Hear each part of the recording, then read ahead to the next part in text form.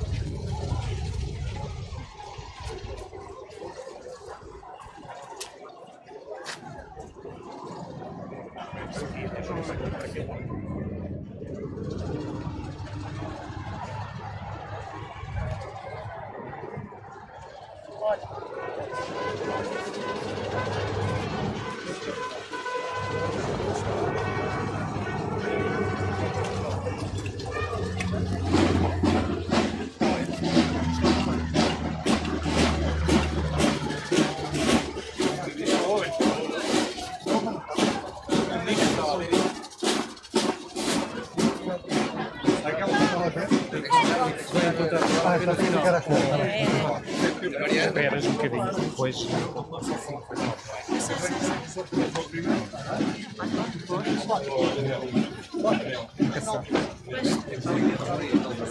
Sim, mas não dá, porque isto tem o tempo todo contado.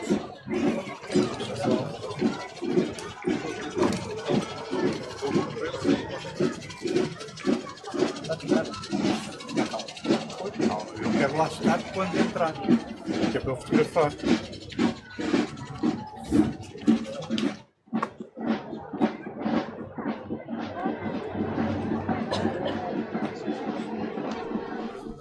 And if you guys are just joining us, you're watching live the Pope's arrival in Fatima, Portugal, where he will be meeting with some officials, including the president of Portugal here. He's greeted by lots of officials, and you can see this musical band as well, school children.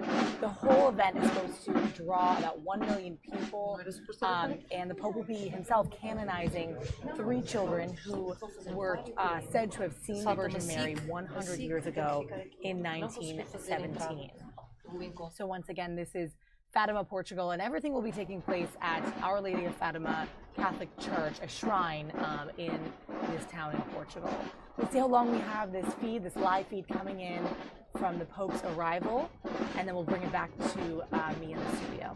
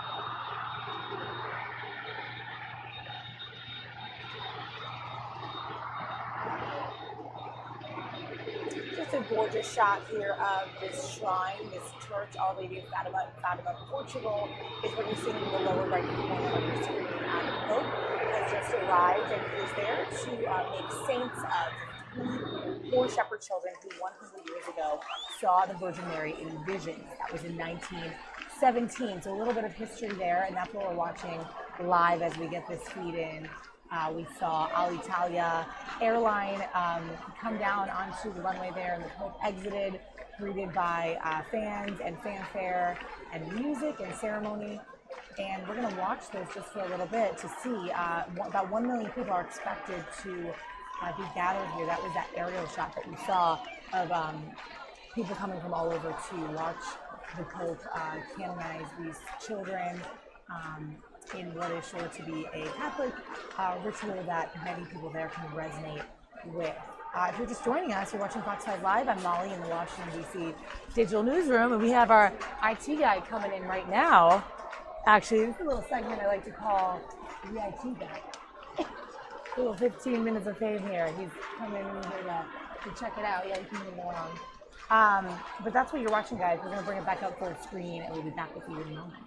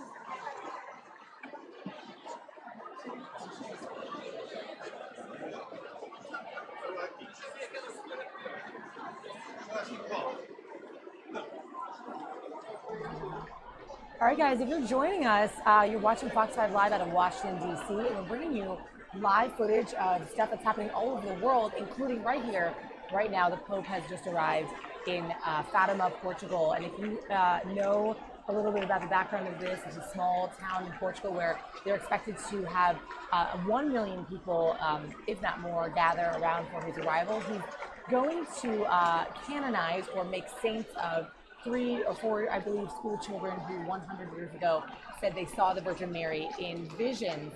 So a lot of it is symbolic, and a lot of it is kind of resonates with the Catholic faith, if you have any of that background. I went to Catholic school, so I'm slightly familiar with the Catholic faith as well, and have sort of followed the Pope and his journey. I remember when he came to DC, and I was that. So our IT guy right here, we're my crowd here. But anyway, thanks for watching with us, guys. We're going to jump around to different news items today, keeping it both hyper-local and national and international. So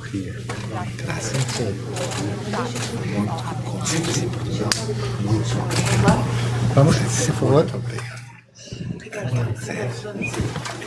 Neto, é que agora o presidente ficou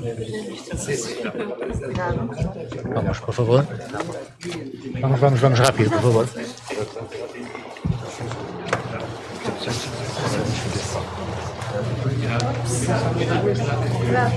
Já não quero gastar a vida.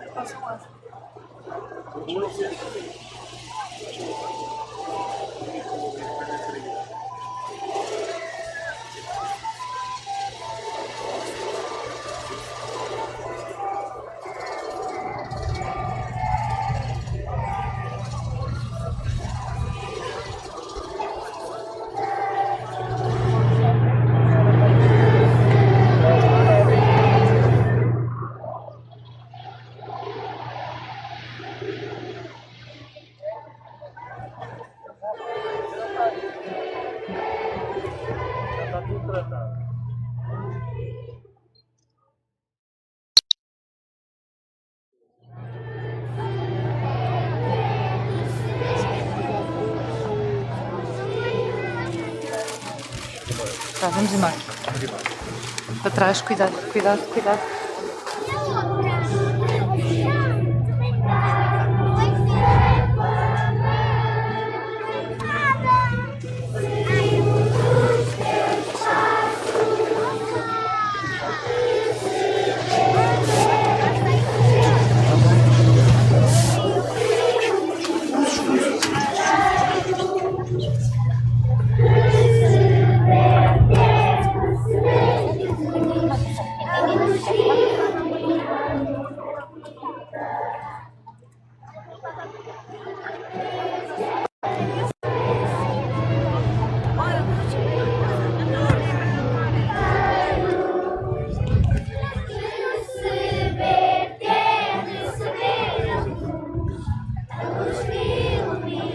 Alguém tá baixando a foto. Eu vou dar uma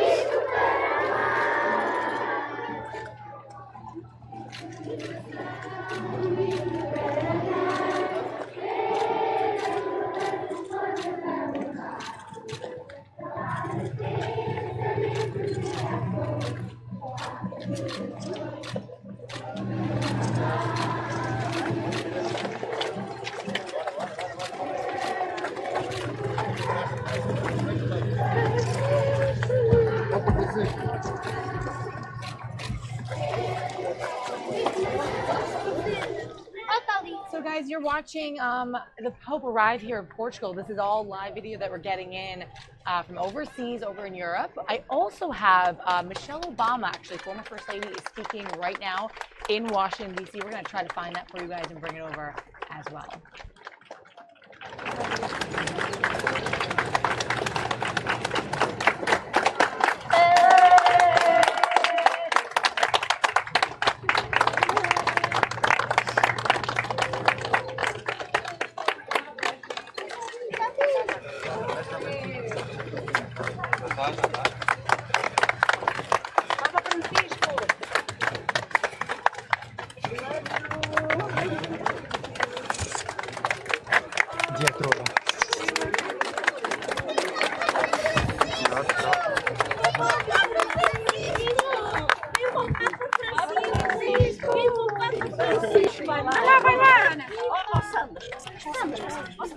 All right, guys, we are going to switch it up now and bring you back locally to Washington, D.C. I'll be keeping an eye on this feed in case anything cool happens. We have some gorgeous views of that church there in Portugal.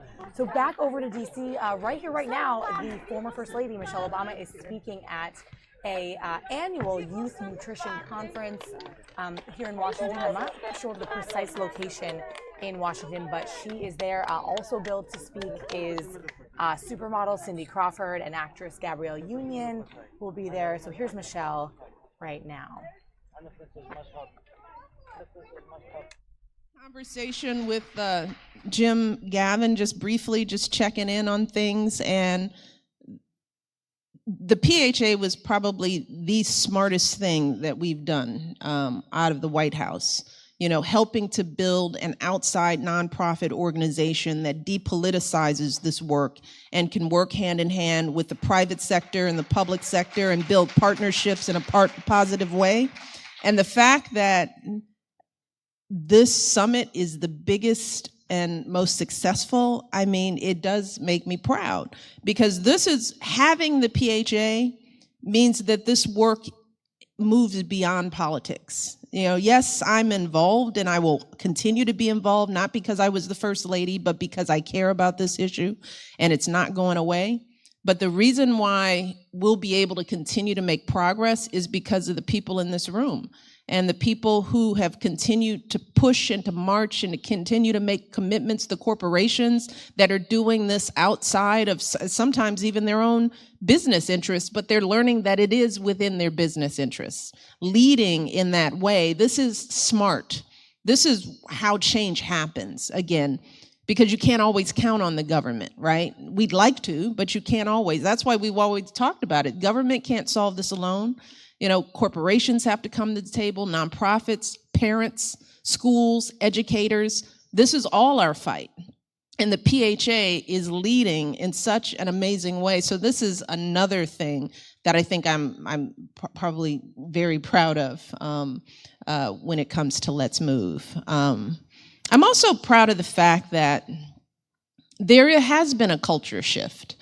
You know, and I live in a bubble. I have lived in a bubble for 8 years. I count on you to tell me what's going on out there, really.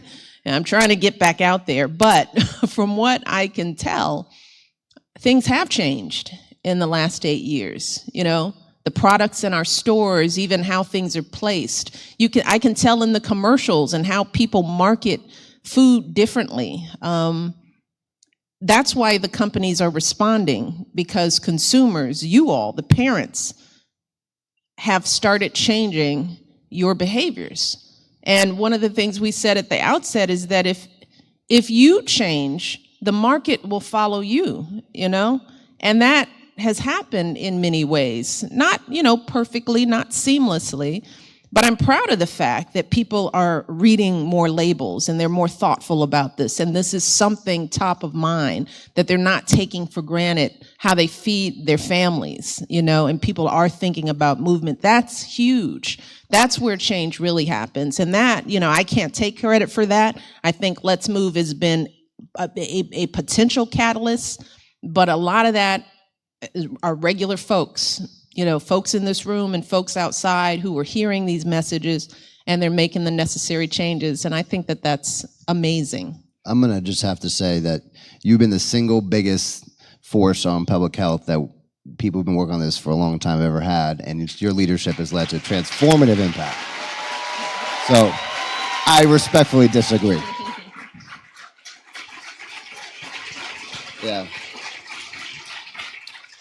I will also say that from the very beginning, you made it clear to us as we thought about, how to actually try to make the country healthier, that this was never about you, that it was always designed to transcend the White House, and really take on a life of its own.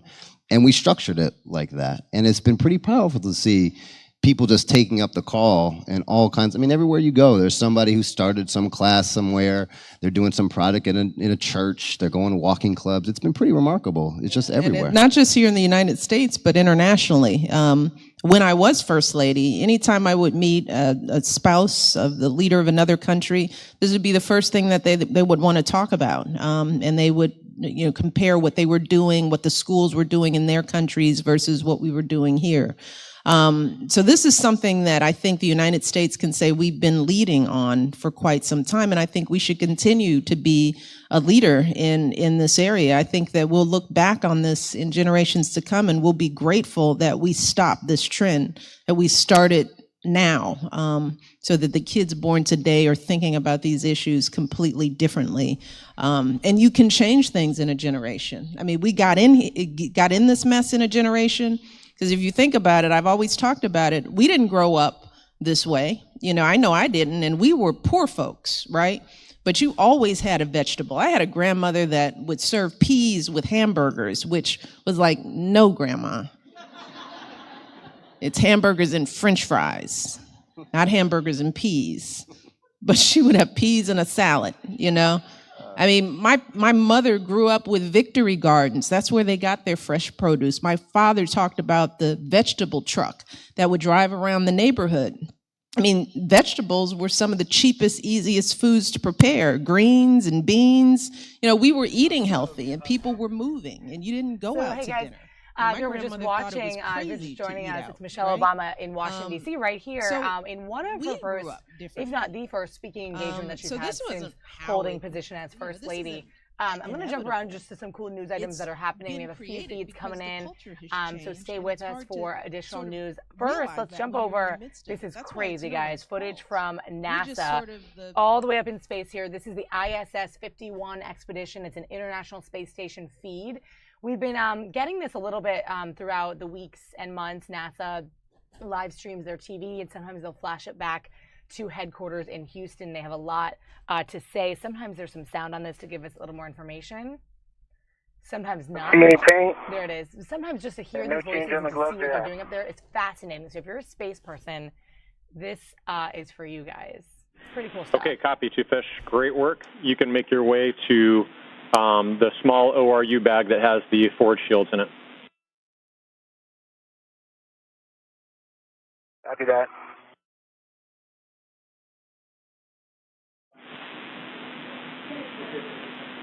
And Two Fish, we've got configuration, or we've got. Yeah, we're all set with the view, Thomas. Thank you. That was terrific. And Two Fish, we got confirmation from JAXA. They're happy with MLI. So thank you for the great work. Great. Okay, big picture. Peggy, we're going to have you working ELC for the worksite cleanup, so packing up the ex-PECA bag and crew lock bag. Two Fish, we're going to have you start working on the PMA forward shield. You got it, buddy.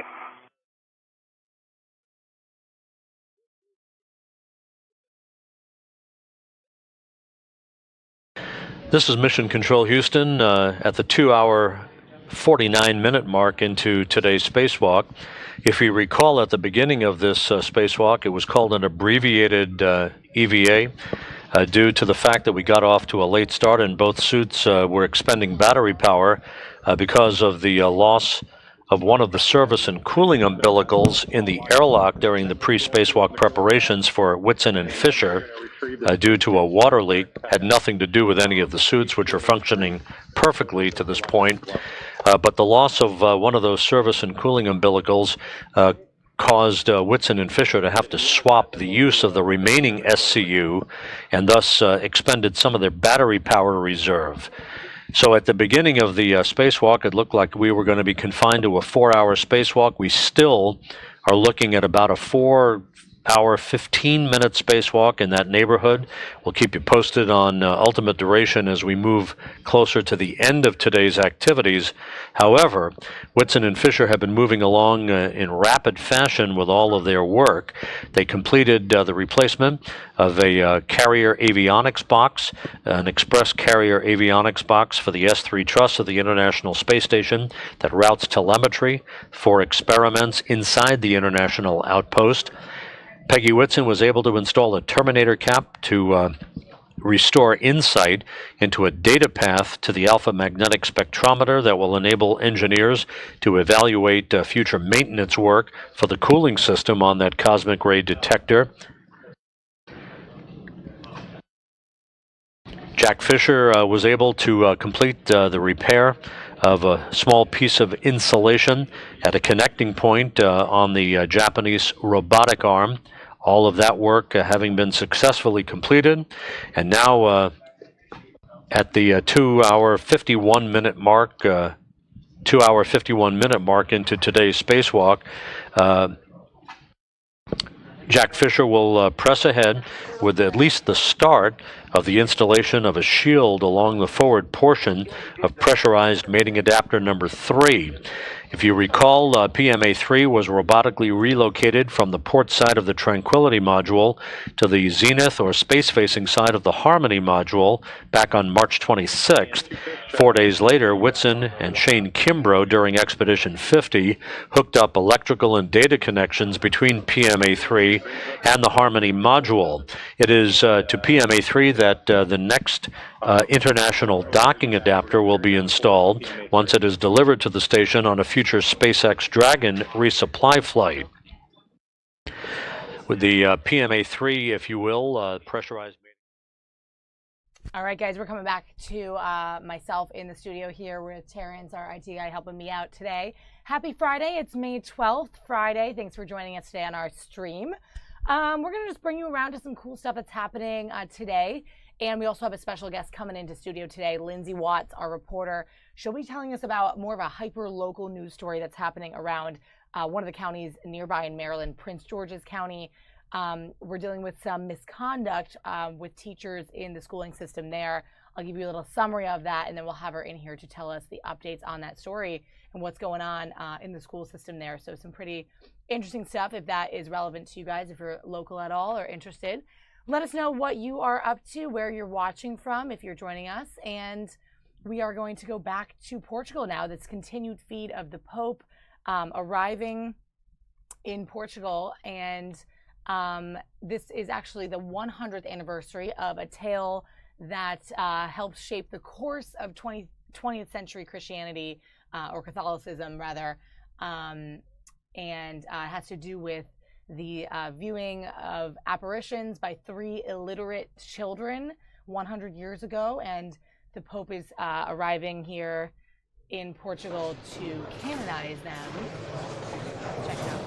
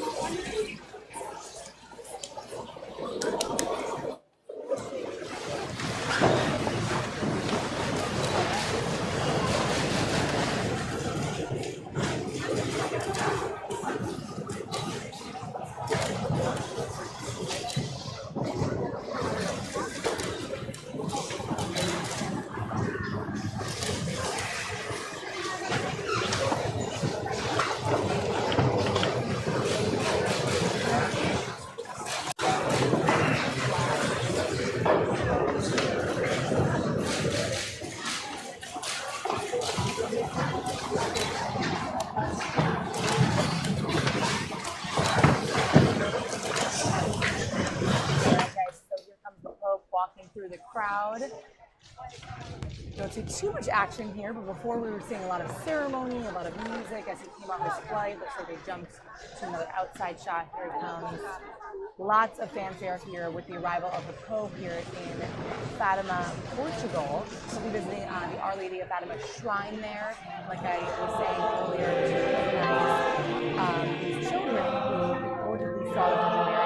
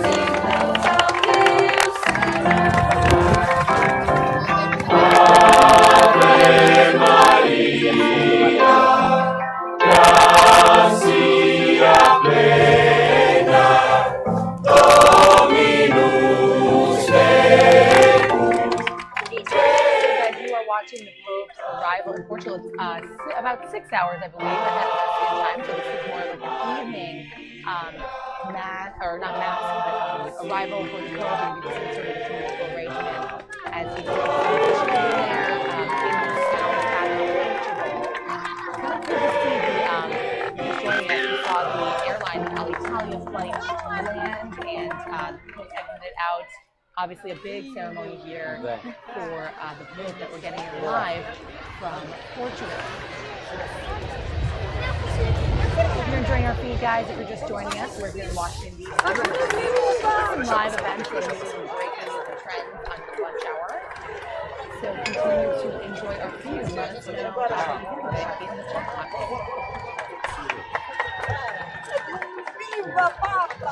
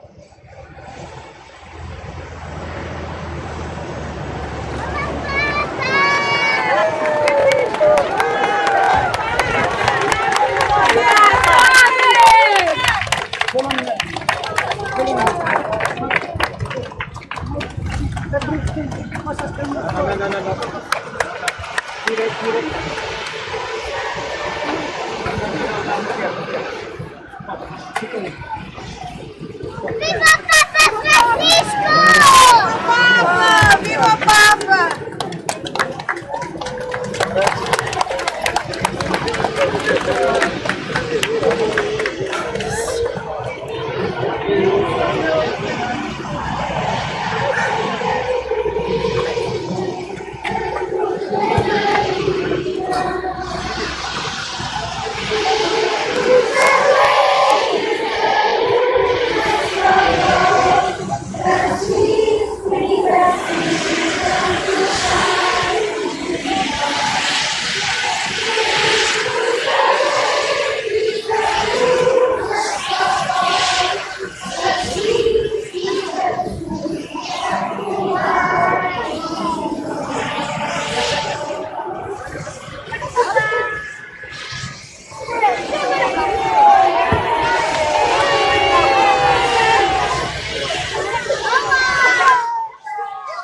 Yes, I'm going to keep the Pope's arrival and this gorgeous shot of what it looks like these aerial views of Portugal down in your lower right-hand corner. And you can check out Michelle Obama, who's speaking live here in D.C. at a Youth Nutritional Health Summit here in Washington. There'll be some other special guests as well, but she's speaking in one of her first engagements since after being First Lady. And we know her mission is always health, and she's always promoting these types of groups and advocacy groups for youth. And you hear what she has to say for the moderator in just a second.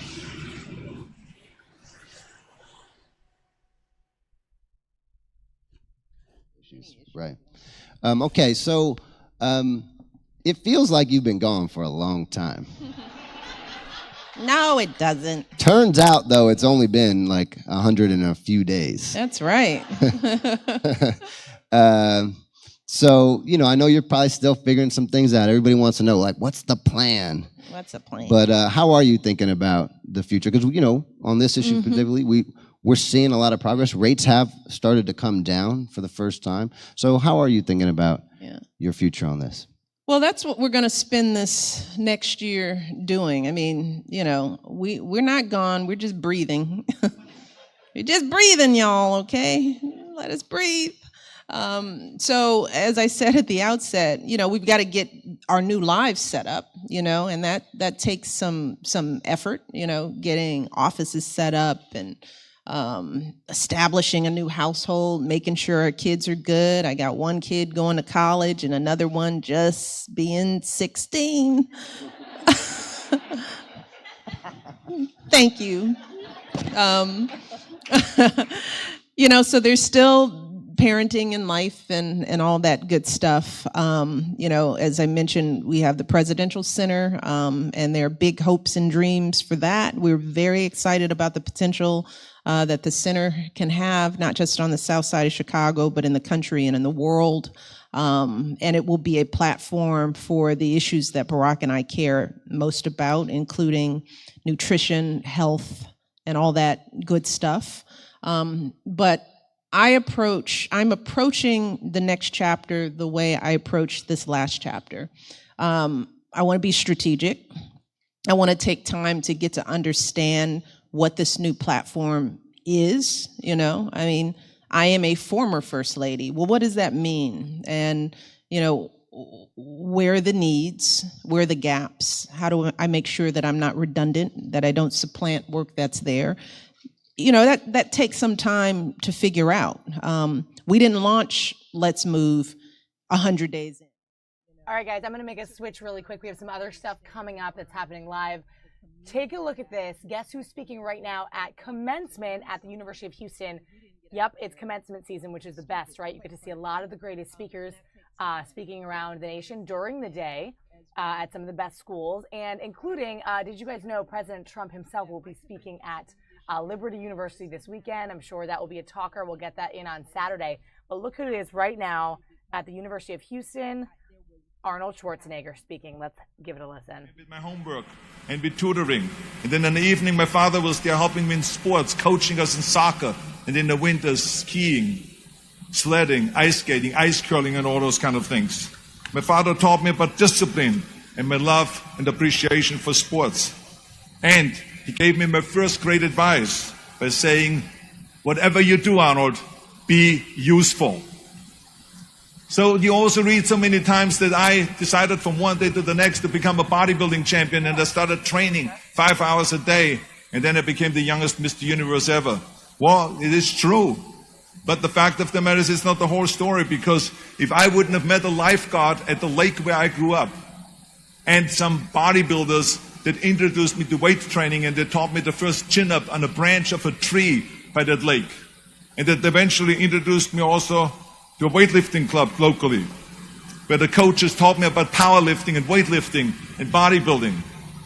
They helped me, and they nurtured me, they pushed me, and then eventually I saw a magazine with Reg Park on the cover. It said, Mr. Universe becomes Hercules. There was Reg Park in a Hercules pose on the cover. I bought that magazine, and I read the story from the front to the end cover, and let me tell you something. I read exactly how he trained 5 hours a day, and how he became a champion, Mr. Universe, 3 times, and how he went to America. And then he was discovered into the movies, Hercules movies. Well, when I read that, I found my vision. And let me tell you, the most important thing in life is to have vision, to know exactly where you're going. I found my vision. In that magazine, Reg Park gave me my blueprint for my life. And 5 years later, after training 5 hours a day, just like him, and doing his exercises, I became, through his help and his inspiration, the youngest Mr. Universe ever. And this is what made then Joe Weider, the father of bodybuilding, the owner of a giant food supplement empire, and the editor of Muscle and Fitness, invite me to America. So it was Joe Weider that brought me to America, to the greatest country in the world, to give me the opportunity to train in Gold's Gym and to go and get me a little apartment. I came over here with absolutely nothing. It was his help. I had $20 in the pocket and some sweaty clothes in the gym bag. But let me tell you, I had this one little apartment, and on Thanksgiving, the bodybuilders from Gold's Gym came to my apartment, and they brought me pillows, dishes, silverware, all of the things they didn't have. And even a black and white TV and the transistor radio, which I still have today on my end table next to my bed. The generosity that I saw, the amount of help that I got when I came to America was absolutely extraordinary. I saw firsthand how generous the American people are. And then in Gold's Gym, there it was a magical place with all the champions, Mr. Americas, Mr. World, Mr. Universe. Everyone was training their powerlifters, Olympic champions, and so on. And they helped me change from an amateur champion to a professional champion. And after that, I won champion after championship. I was 7 times Mr. Olympia, you heard it all. And became the greatest bodybuilder of all times, according to the Bodybuilding magazine in 1975. Now, this is just with all of the help. I would not have made any of that by myself. So this is why I don't believe in a self-made man. And even when it comes to show business, it was the same thing. I mean, you read the stories that Schwarzenegger decided from one day to the next to retire from bodybuilding and to go and become an actor. And in no time, he did Conan the Barbarian and Terminator and Commander and so on. Well, that is true, but it is only half of the story. Because the reality of it is, with a lot of help, I wouldn't have made it.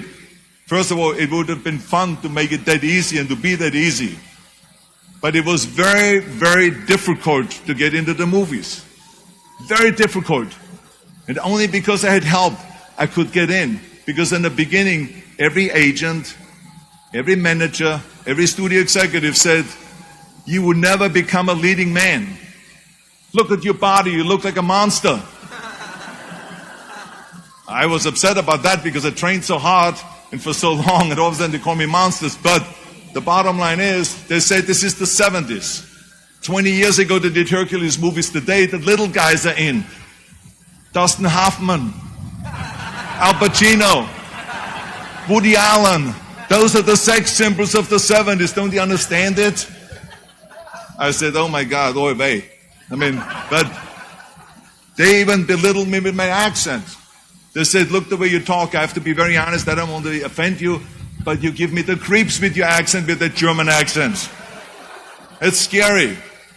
This is maybe we can get you a job in Hogan's Heroes in that TV show to play a Nazi officer. And plus your name, Schwarzen, Schnitzel, or whatever it is. Yeah, I can see that already up there on the billboard.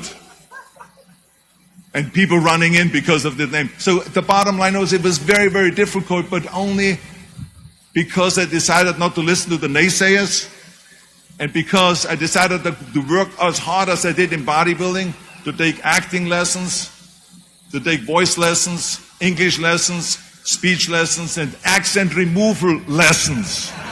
Now I know you're going to say, get your money back, Arnold. But the bottom line is I ran around, the fine wine grows on a vine. Because the Germans always had difficulties with the F and the W and the V. A fine wine grows on a vine, and then the zinc is made out of zinc, and all of those kind of things. I did this thousands of times, and eventually it worked. I started getting little parts, then I started getting bigger parts, and then eventually, even though it was very difficult, it was Dino De Laurentiis and Ed Pressman that came to me with Conan the Barbarian. And if they wouldn't have helped me to get that part, I would not have broken through and become a leading man. This movie came out, they spent $20 million, which in today's terms is around $200 million on that movie. It was #1 in the box office. That was for me the big breakthrough. And at the press conference, the director even said, if we wouldn't have Schwarzenegger, we would have had to build one. Because I was the only one that could act and had a body like that for Conan the Barbarian. And then, of course, there was James Cameron, the director Terminator. When Terminator came out, James Cameron said the reason why Terminator worked was because Schwarzenegger talks like a machine. Now, I don't know if I should take this as a compliment or what, but the bottom line is, it was the two things that the studio executive said would be a big liability, became big assets. And my career took off. And this is why I always say thank you to the people that helped me along the way, and not ever think that I'm a self-made man, because not only was the producer and the director so helpful and the studio executive so helpful, but every person that works in a movie. As a matter of fact, when we have a wrap party, which is the party on the end of the movie, I always make sure that every single person gets invited to that wrap party, to say thank you to them at the wrap party, and go to the microphone and say thank you to the cameraman, because without him I wouldn't look as great on the screen. To the makeup person, to the visual effects person, to the stunt people, the stunt coordinator, the cable pullers, craft services, and the list goes on and on and on. There's 280 people that work on a movie that make you look great on that screen. So how can I say I'm a self-made man? So this is why it is important for all of us to recognize, and this is why I tell you, and every step of the way I had help. Even when I ran for governor, people say, yeah, one day you decided to run for governor and to take over the 6th largest economy in the world. No, this is not the way it was. Yes, I took over, and yes, I won the governorship, but if it wouldn't have been for Jay Leno, who hosted the Tonight Show, who I called a week before and I said, I want to announce my candidacy on your show, on the Tonight Show, because I want to sell myself as an outsider, because the people in California are sick and tired of the typical politician. So he said to me, and he was a great friend, he says, yes, I'm going to help you with that. And I had announced, without anyone knowing, on August 6th, on the Tonight Show, my candidacy. And he even organized 100 journalists from politics to sit in the back when I announced my candidacy. So this is the kind of help I got. And from then, of course, I didn't even have a team yet. People came out of nowhere and they started helping, organizing with the campaign and with fundraising and with communication and with all of those things. And I became 2 months later the governor of the state of California. But it took a lot of help. And I have to say that it is important to acknowledge that, because people make it always sound that you did all this yourself. I didn't. I did it with a lot of help. Yes, I was determined. Yes, I never listened to the naysayers. Yes, I had a great vision. Yes, I had the fire in the belly and all of those things. But I didn't do it without the help. And even when you then say Schwarzenegger did the most unbelievable environmental laws in California, well, guess how laws are done? It took the legislators, 120 legislators, to negotiate for weeks and months at the time, and then to send down legislation, and then you sign that. So you need that help too. So I had a lot of help along the way, and this is why it is so important for all of you to recognize that. And the biggest help, of course, I got was from America. If I wouldn't have come to the United States, if I would have come to any other country, I would not have had the success. I mean, America has proven not only to be the land of opportunity image-wise, but America has proven to be the greatest country in the world where anyone can make it. This is why I always tell people, none of my careers would have happened if it wouldn't be for the United States of America. I could have gone to the Middle East. Do you think I would stand here today? I could have gone to Africa. Do you think I would stand here today? Or to Australia, or to Asia, or to any other country in Europe? It makes no difference. This place has given me the opportunity, step after step, all the way through all my 3 careers and the millions and millions of dollars I made, all because of America. So thank you, America, for the great thing that you're doing for immigrants that come over here. And the reason why I want you to understand that is because as soon as you understand that you are here because of a lot of help, then you also understand that now is time to help others. That's what this is all about. You got to help others. Don't just think about yourself. Help others. As my father-in-law, Sergeant Shriver, said at Yale University commencement speech, just like I'm speaking right now here, except I speak to a better university.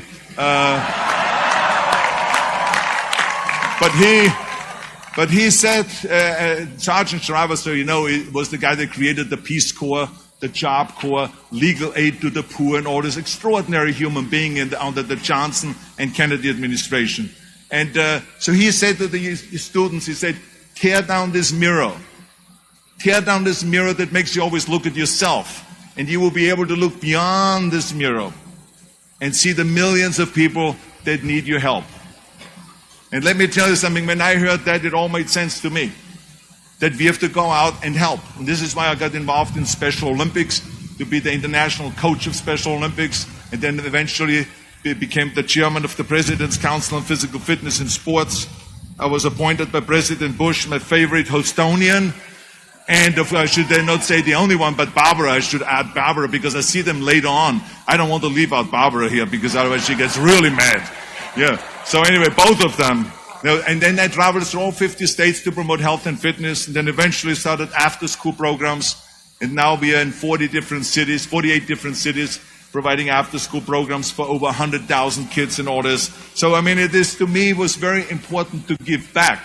And also to go, every time I travel around the world, to go to military bases and to visit our brave men and women that save us, that protect us, to say thank you, thank you, thank you to them anywhere in the world that I travel. So it is important to recognize that. So all I'm saying is, it is my challenge to you today to go ahead and to celebrate your accomplishment. You should. This commencement is a great success, and each of you earned your diplomas. But at some point, take a break from the celebration, away from the Instagrams and Snapchat, and think about all of the people that helped you. Make sure to go and to recognize President Couture and to say thank you to her for the great work that she has done. Say thank you to the deans of this university that are responsible to make this university so great. Say thank you to the professors and the associate professors, everyone that taught you and everyone that's responsible for you to be here today.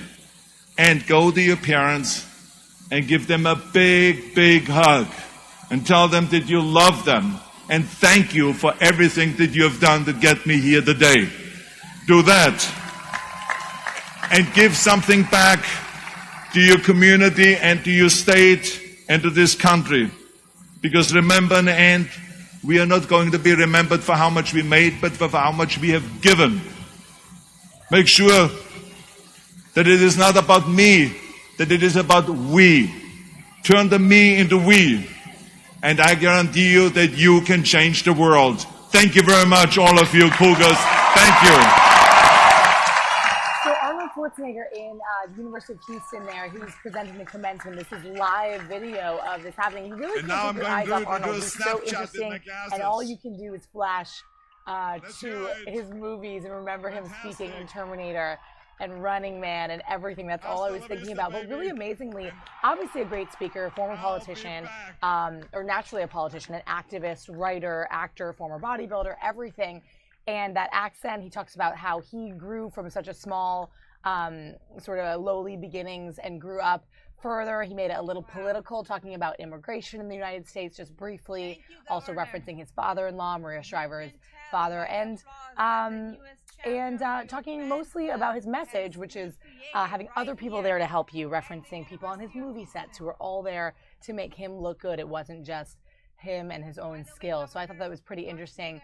This continues on with, I think, more administrators speaking, but I wanted to bring you that live Arnold Schwarzenegger commencement. If you're just joining us, we are hanging out in the Washington, D.C. newsroom. My name is Molly, and yeah, this is the digital newsroom. You can see behind me, just the extent behind me, control room, hanging out, bringing you live sources that we're getting in, like this one over in Portugal. We saw the Pope arrive earlier, and there is aerial footage of this chopper that I believe he just got on to go, I think, ultimately to this small town where he's visiting the Our Lady of Fatima Church to canonize 3 formerly living illiterate shepherd children who saw visions of the Virgin Mary 100 years ago. It's an old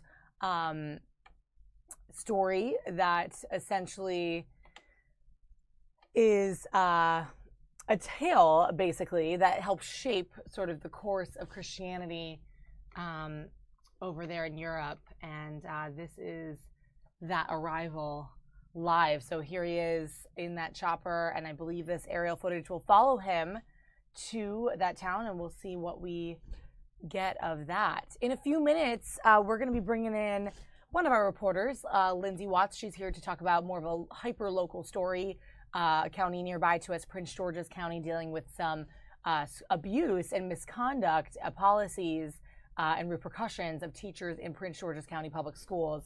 So we'll be chatting about that shortly. Stay with us here on Fox 5 Live.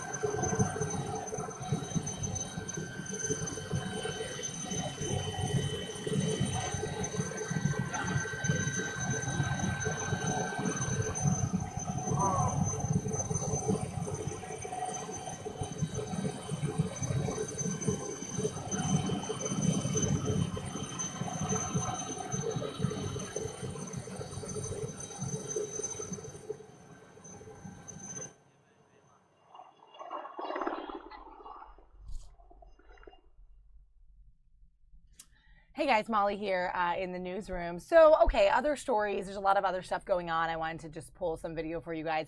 The Miss USA pageant is coming up, and we had the honor of having last year's Miss USA 2016, Deshauna Barber, on our morning show a couple weeks ago. I got to meet her. It was awesome just to hear from her, an Army reservist, former U.S. Army military girl. So many rounded skills, just a beautiful person all around. And we have a little package that Fox put together on the pageant, which is coming up for 2017. Just weeks after I met last year's winner, Deshauna Barber, and the Queen, we met the candidates for this year's 2017 Miss USA contest from all three, Maryland, DC, and Virginia. And they were all so special in their own ways. Really, really cool girls. So check out this package just as a little promo to what's coming up for this upcoming pageant. Check it out. District of Columbia! A new Miss USA will be crowned Sunday night live on Fox. Reigning Miss USA, Deshauna Barber, has mixed feelings about handing over the crown. Excited, but I'm also sad and, anxious, and there's just a combination of feelings that you feel when you're towards the end of your reign. But you also feel accomplished and humble and thankful for the experience. So I think I'm anxious to know who's the next state that I'll be crowning, who's the lucky young lady that'll be Miss USA 2017. That was amazing! For the 66th annual show, co-hosts Julianne Hough and Terrence J will guide the 51 contestants through the swimsuit, evening gown, and interview portions of the evening. If they're anything like me, they are just scared out of their minds. You're going against 50 other very well-qualified women that could all easily be Miss USAs. And I think that sometimes that you get into competition mode, you're starting to focus on what you can do in terms of preparation, especially mental preparation. I think that that's one thing that outsiders looking in don't realize, that it takes a lot of mental preparation. Barber, who's a former U.S. Army Reserve captain, plans to continue working on behalf of military families and veterans. I'm going to be focused on being a full-time motivational speaker, so I'm excited to use that as an opportunity to still focus on veterans, still speak about post-traumatic stress disorder, kind of just advocate for the military and military families. So that's kind of going to be my full-time job at this point. Huge congratulations to the new Miss USA! In Hollywood, Michelle Polino, Fox News. So just a cool little inside look at that competition, which comes up Sunday night. I had some girlfriends from high school engage in that competition years ago in different various years. So I'm kind of close and familiar with what happens in it. It's really exciting. And to meet Deshauna was really a really cool experience. She's such a down-to-earth person, and I love that she uses her skills for so many different things and wants to take that along with her to be a motivational speaker. So really cool to see the empowerment of women exemplified by this contest that's coming up on Sunday. Until we have Lindsay in here, our reporter Lindsay Watts, who's going to be talking about the Prince George's County school system and what's going on there. Her story from last night involving some misconduct and abuse of some of the staff of Prince George's County schools. We'll have an update on that and what she's covering on that later today as well. She's here in the newsroom somewhere. We're going to grab her for some insight. For now, we'll flip it back to Europe. We're going to go back to these aerials of the Pope and his crowd who are ready to see him, I believe, land after he lands out of this chopper that we're seeing right here.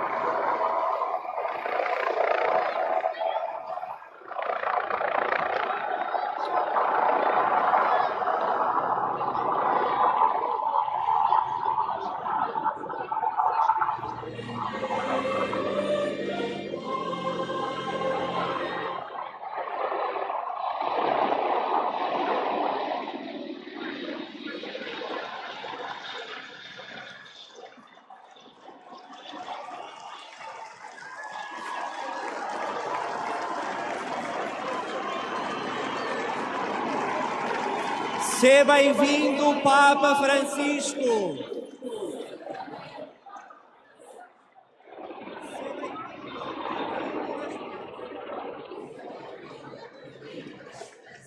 Seja bem-vindo, peregrino na paz.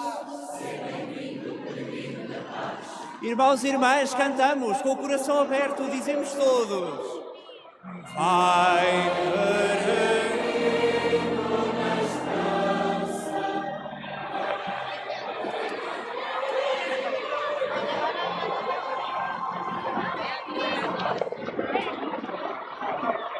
Irmãos e irmãs, somos um povo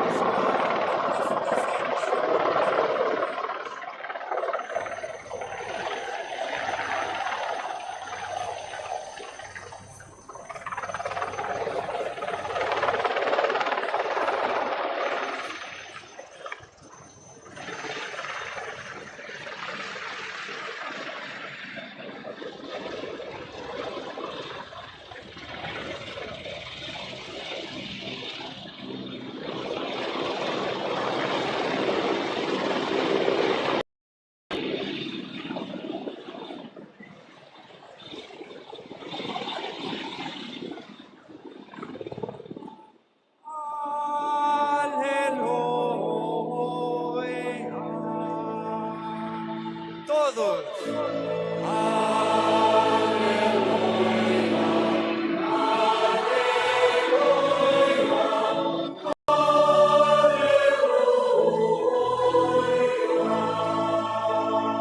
Com alegria dizemos: seja bem-vindo, Papa Francisco, peregrino na esperança e na paz.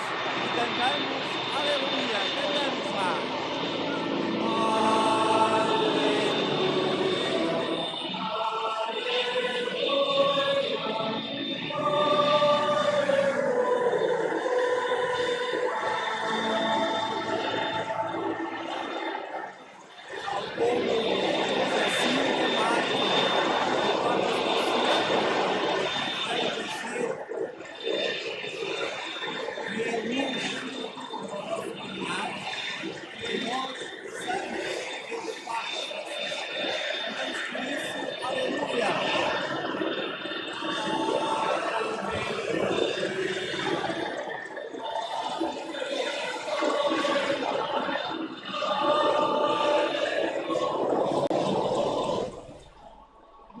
Joining us for this feed, the special stream today. You're watching live Pope Francis and his arrival in Portugal. Now, earlier he was in, I want to say, Montreal, Portugal, and he's traveling to the small town of Fatima, which goes back in old Catholicism history for a story involving 3 illiterate shepherd children who saw visions and apparitions of the Virgin Mary 100 years ago. This marks the 100th year. It was in 1917, and it went forth to change the future of Catholic history altogether throughout the 20th century. So he's back to canonize those children in a very special ceremony. You can see, if you saw earlier, crowds were lined up to greet him. They're expecting about 1 million people to show up, lots of school children, public officials, and the like were there to greet him in his arrival in Portugal. So we have the shot of him arriving in on the Alitalia flight and then taking this, what looks like a private chopper, over to the small town where he will conduct the ceremonies. So this is a live feed right now. It is 6, they're about 6 hours ahead of us, over there 5, I believe. And it is a very special event for Pope Francis. He's the 4th Pope to visit this special town that has very old Catholic tradition.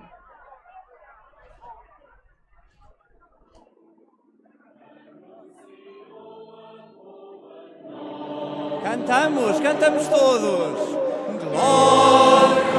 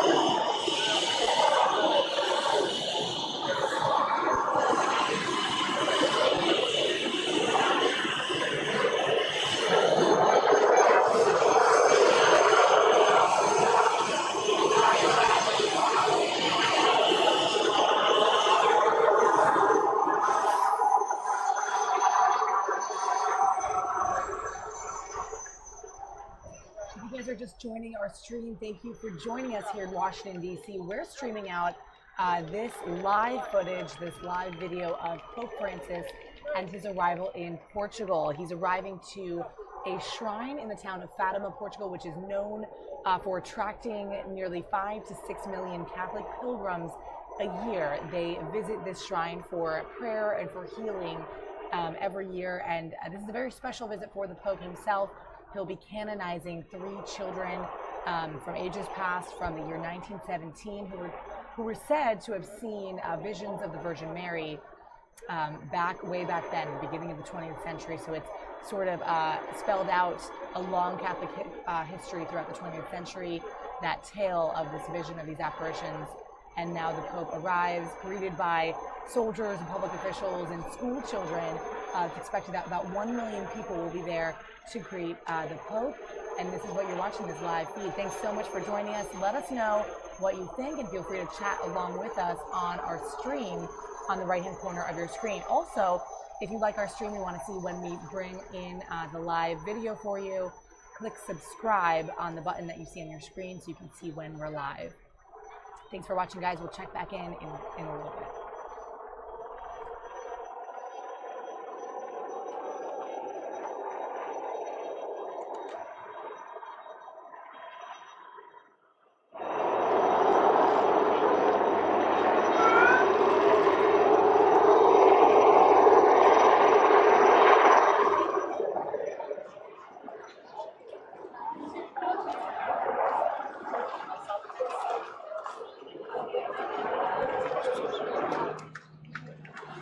Irmãos e irmãs, com as palavras do Salmo 46, alegramo-nos e dizemos uns aos outros: povos, batei palmas, aclamai a Deus com júbilo, aleluia.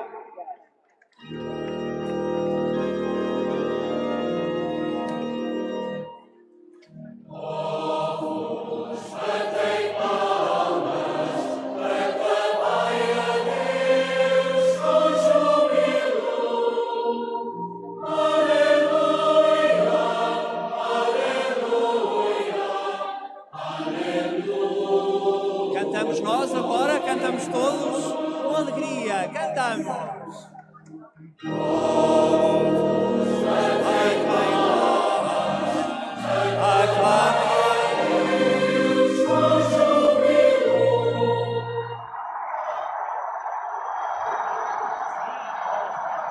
Vai passar em frente ao PT. Sim, aí do lado direito, do lado. Não estás a ver o PT? Vai passar em frente.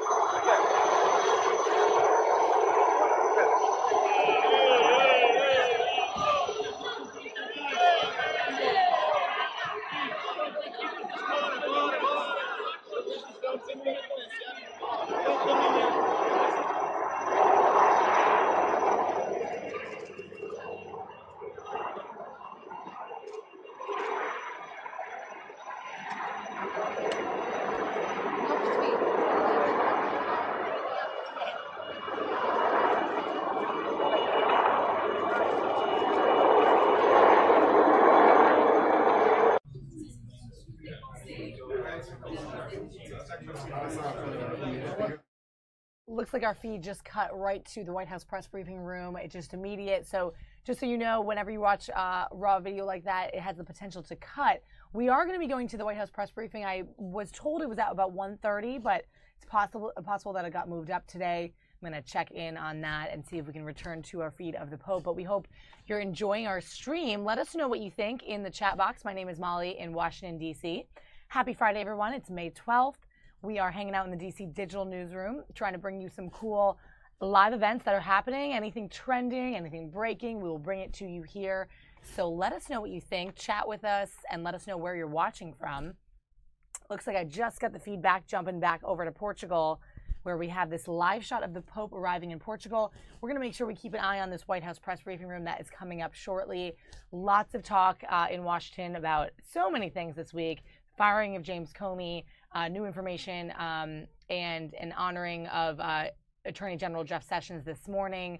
Other events, obviously President Trump's tweets this morning, just a lot of stuff that he can be questioned on today. We do know that Sean Spicer is taking the podium today at the briefing, where it has been Sarah Sanders throughout the week. Sean is purportedly back today, so we'll see that shortly. I'm going to keep an eye on that podium. Let's go back to Portugal and check out this arrival of the Pope.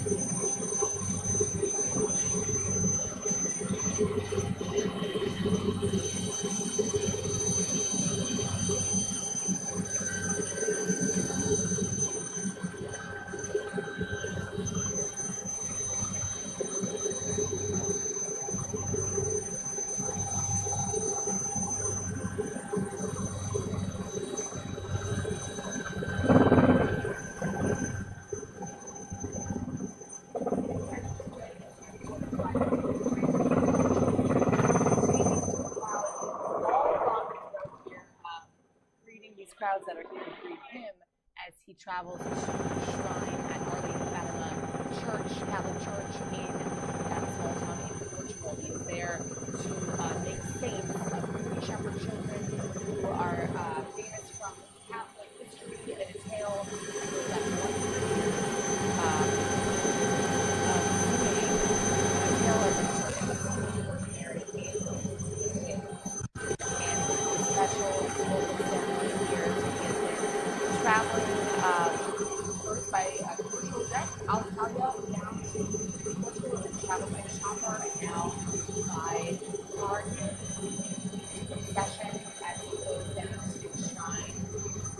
1 million people are expected to travel to enjoy the arrival of the now, in the bottom right hand corner as well, we have it all set up there in Washington, D.C. So if you got for wondering, yesterday off for a couple days from Tuesday, Sarah Sanders and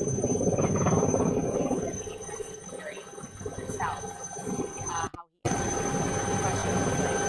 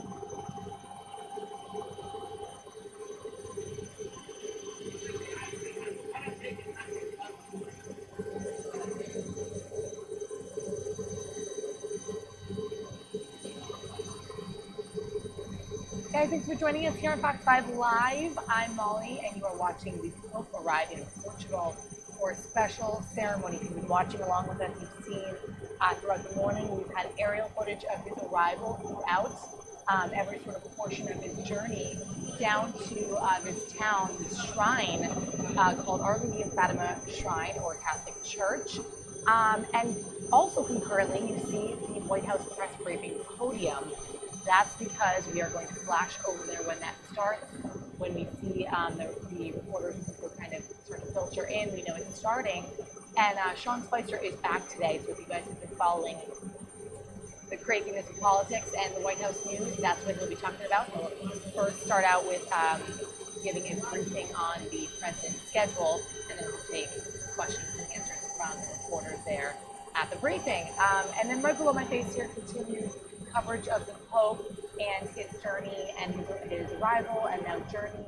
You can see people lining the streets, the school children, people on bike and on foot, and lots of police presence as well, and public officials are there to greet Pope Francis, the fourth Pope to visit this particular shrine, which holds a very special place in Catholic history and Catholic lore.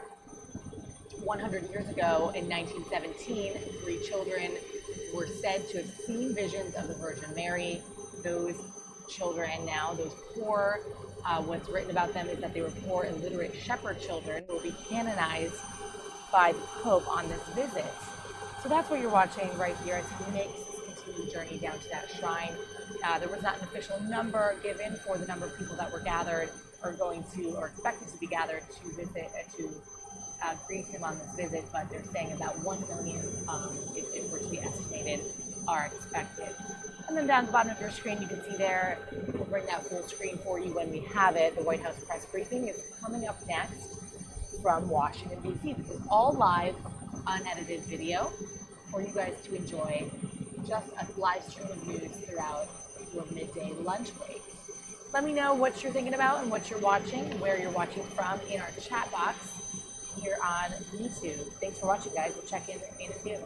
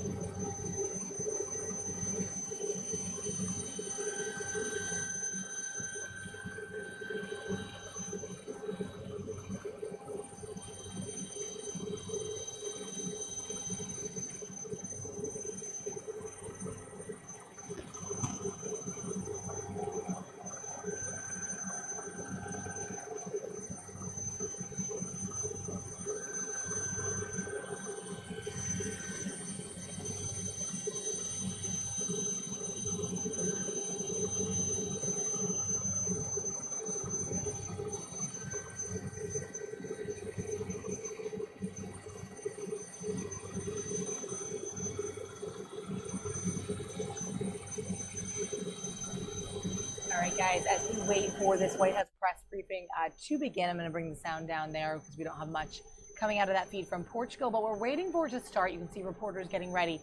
But let's bring it over into a little lighter news related to that. So today, this was crazy. If you guys have been following SNL, you know Melissa McCarthy has been portraying Sean Spicer throughout the new episodes of SNL this season. They've been fabulous. So excited to watch this one this Saturday. I have already put a reminder in my calendar to make sure I watch it because check this out. Today in New York City, Melissa was seen. You're going to watch this in 1 second. I'm going to switch it over. One moment to this. Check out this video. She was seen in New York City traveling around on a motorized podium while dressed as Sean Spicer.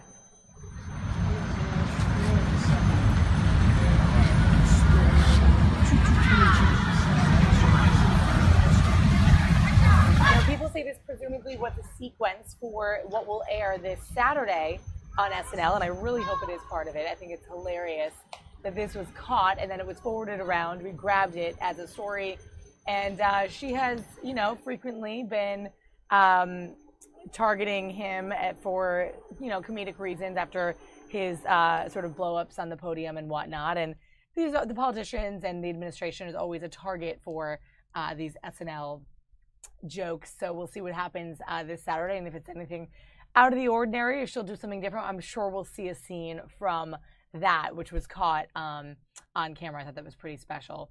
So let's jump back into where we were before. I'll give you a shot inside that White House press briefing room, which is hopefully starting very shortly.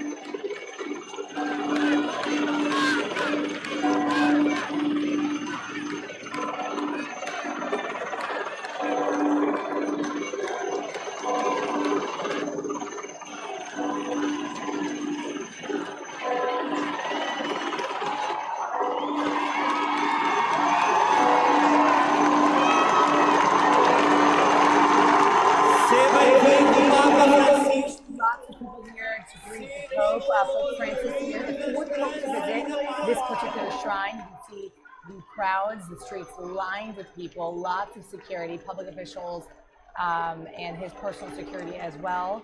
Big crowd here. They're estimating about 1 million here to greet the Pope on this visit. But keeping an eye also back here in Washington on the White House press briefing. That is next for you guys live in D.C. For now, enjoy this beautiful footage and the ringing of the bells in Portugal. assenta a unidade da nossa Igreja.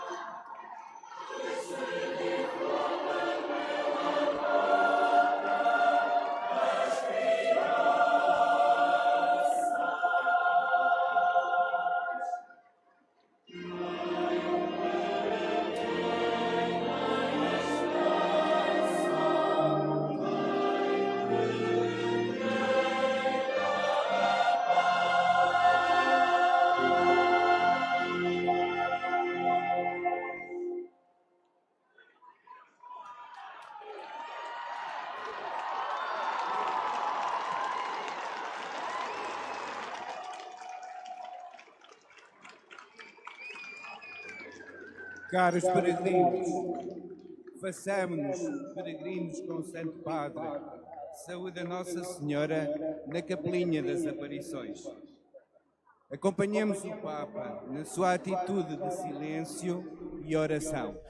And if you are just joining us, it looks like the ceremony perhaps is about to begin. We're getting in different shots here of the Pope who has arrived at this shrine in Portugal to canonize 3 children into saints here, a part of Catholic tradition and a long history of the 20th century after these children saw visions of the Virgin Mary 100 years ago.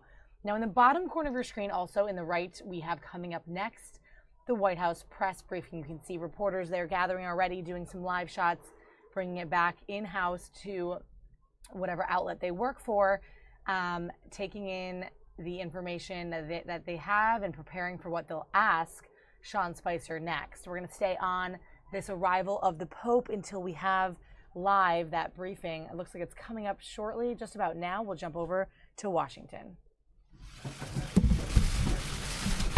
Wow, got a full house today. Good afternoon. It's good to be back with you. Apparently I was a little missed. We're 1 week out from the president's first foreign trip. So I wanted to make sure as we prepare for that trip that I bring up our National Security Advisor, General McMaster, to give you a preview of what the team has been doing to prepare for the president's trip. Our goal is to kind of start that process now, and then next week bring the general back and give you a more detailed update as to what the president's going to be doing in each of the areas and some of the highlights from the trip. We'll obviously additionally have background briefings for you as well to give the team that's going to be traveling from the press corps some logistical updates. So without further ado, General McMaster. Will you take questions after him, Sean? Yes, Jeff, I will be glad to take your question. In fact, if you'd like, you get to go first today. Hey, thank you, Sean. Good afternoon and happy Mother's Day weekend, everybody. As you all know, in exactly 1 week, the president will embark on his first trip abroad since taking office. Today, I'd like to explain the president's objectives for his visits to the Middle East and to Europe, and also preview a bit of the schedule. The trip has 3 core purposes. First, to reaffirm America's global leadership. Second, to continue building key relationships with world leaders. And third, to broadcast a message of unity to America's friends and to the faithful of three of the world's greatest religions. The president prioritizes building strong relationships, as you see here, every day with world leaders as a way to strengthen our alliances. And he's been successful. You can see that in his diplomacy with a range of leaders, from Prime Minister May to President Xi. President Trump understands that America first does not mean America alone. To the contrary, prioritizing American interests means strengthening alliances and partnerships that help us extend our influence and improve the security of the American people. This trip is truly historic. No president has ever visited the homelands and holy sites of the Jewish, Christian, and Muslim faiths all on one trip. And what President Trump is seeking is to unite peoples of all faiths around a common vision of peace, progress, and prosperity.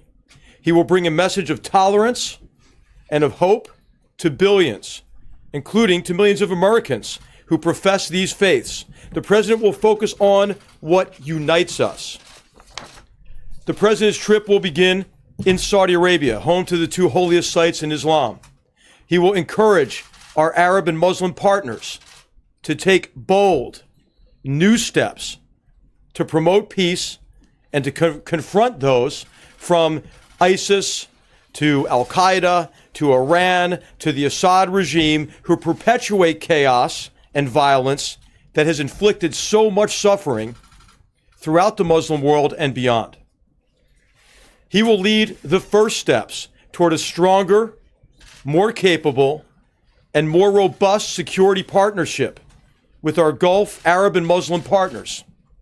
And he will develop a strong, respectful message that the United States and the entire civilized world expects our Muslim allies to take a strong stand against radical Islamist ideology, an ideology that uses a perverted interpretation of religion to justify crimes against all humanity. He will call for Muslim leaders to promote a peaceful vision of Islam. The president will then travel to Israel. With President Rivlin and Prime Minister Netanyahu, he will reaffirm America's unshakable bond to the Jewish state. With President Abbas, he will express his desire for dignity and self-determination for the Palestinians. And to leaders and peoples alike across the entire trip, he will demonstrate his hopes for just and lasting peace. In Rome, the president will be honored to accept an audience with Pope Francis. He looks forward to paying his respects and to discussing religious freedom, ways to combat religious persecution, human trafficking, and cooperating on humanitarian missions across the globe. He will also pay his respects to the Italian people by meeting with President Mattarella, the head of state and one of America's most important treaty allies and trading partners. He also see again Prime Minister Gentiloni, who is hosting the G7 conference in Sicily. From Rome, the president will continue to Brussels for the NATO leaders meeting. There he will reaffirm America's commitment to the alliance, while stressing the need for members to pay their fair share, to shoulder responsibility, to share burdens, and for the institution to continue on the path of strengthening the alliance. President Trump will end his trip in Sicily for the G7 meeting in Taormina, where he will promote American economic leadership and also address unfair trade practices. He will remind our friends and partners that we are eager to explore further ways to address threats to our mutual security, from North Korea to Afghanistan to the broader Middle East. Before leaving, the president will visit Naval Air Station Sigonella, where he will thank our wonderful and courageous servicemen and women, allied personnel and family members for their sacrifices to keep us safe. And across the trip, he will meet our diplomats, the staff in our embassies who represent us so well across the world. Lastly, just a few words on how this all came together. The impetus for this trip came from the president himself, and he has been fully engaged from the beginning, setting objectives, overseeing the planning. The president is receiving regular briefings from his cabinet and from our senior staff here on the national security side and on the economic side as well. Most of the leaders the president will meet on this trip, as you know, he's already met in person or certainly by phone. These relationships are off to a very strong start, and the trip is an opportunity to broaden and deepen those relationships. The administration continues to be in close contact and consultation with Congress, and we're drawing on the expertise across the Senate and the House in preparation for the trip as well. And finally, this really is a team effort. The White House and National Security Council staffs, the National Economic Council, continue to work closely with our Departments of State, Treasury, Defense, and others to fulfill the president's objectives and ensure smooth execution. On behalf of the president, I express the whole administration's thanks for all the hard work it takes to organize a trip of this scope and of this importance. So the president of all of us are looking forward to the journey. And with that, I'll take a couple of questions. Defer to Shonda. General Master, how was this president viewed among our Arab allies, Saudi Arabia, UAE, and others, compared to his predecessor? Well, I'll just say the president's leadership has been welcomed enthusiastically. There was a perception that America had largely disengaged from the Middle East in particular, and that disengagement coincided with this humanitarian and political catastrophe in the region. And so now there's a broad recognition among all of our partners in the region that American leadership is necessary to help address this catastrophe and to begin to move the region toward the peace, security, and stability that the people there so deserve. And so what you're seeing, I think, is a galvanizing effect of the president's leadership in bringing those leaders together across the region, and bringing them together for a positive agenda, right? Who's against ending this catastrophe? Who's against confronting these terrorists who are the enemies of all civilized people, confronting Iran, who's participating in this cycle of violence, and to bring prosperity, peace to the region and the people who so richly deserve it. Thanks. Somebody who is crucial, obviously, in the intelligence community, somebody who's leading the National Security Council. So I have to ask you, this week in particular, there have been a lot of reports, including from our network, that intelligence officials are extremely concerned about how James Comey was fired. Do you believe that threatens national security right now? Well, I told Sean that I would pass all those questions to him, and he'll be happy to answer that after this. But what I'd like to do is focus on the trip, and I'll come back next week with more details of the trip as well. Thanks, John. You said the president the impetus for the trip came from the president himself. Was it the president himself who decided to begin this trip in Saudi Arabia, the birthplace of Islam? And is there symbolic significance to that? And how many of our Muslim allies, how many Muslim majority countries will be represented at the meetings in Saudi Arabia? Yes. Well, this is the president's initiative to begin the trip in the Middle East, hosted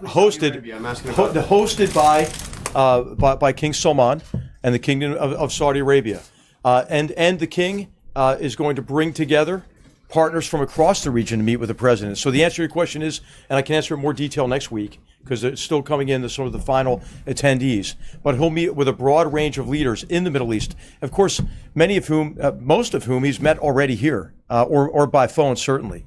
And we have the Crown Prince Mohammed bin Zayed is coming, for example, on Monday as well. Steve. Sean, General McMaster, at the beginning of this very long week, we were hearing speculation that the president was considering thousands more troops for Afghanistan. When he goes to Brussels on Thursday of next week, what is the message to the NATO partners with respect to their commitment in this long fight? Well, the key is that all of us have to be committed, right, to achieving our fundamental objectives in Afghanistan. I mean, Americans know really better than anybody because the mass murder against our own country on September 11, 2001 originated with the terrorist safe haven and support base in Afghanistan. Recently, we have been engaged against ISIS or in ISIS Khorasan in Afghanistan with highly successful operations there that you'll hear more about in a press conference at the Department of Defense here in the near future. But what has happened in Afghanistan is the Afghan army is taking the brunt of the fight against these transnational terrorists and the Taliban.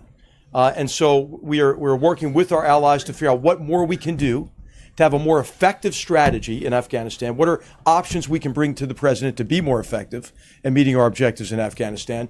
And what more can we ask our allies to do, which we're asking them now? So this is going to be really consistent with the president's guidance to us. Has the president decided that there should be thousands more troops? The president has not made a decision yet on a course of action. What we have done, which is what we have done in many cases on the North Korea problem set, for example, is we've consulted broadly across our government and with allies. The president wants to hear from our allies as well. This is a president who listens to his allies and partners, who have an opportunity to do so at the NATO summit, who have an opportunity to do so at the G7.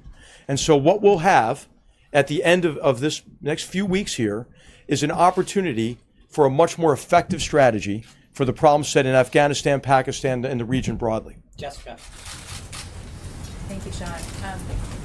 General, if you could talk first about the evolution from the way the president campaigned, which was a more unilateral foreign policy, to this multilateral engagement that you're emphasizing, and the way that you're rolling out this trip to explain that. And then secondly, if you could also talk about the decision to send a delegation to the One Belt, One Road forum in China, and what you hope to get out of that.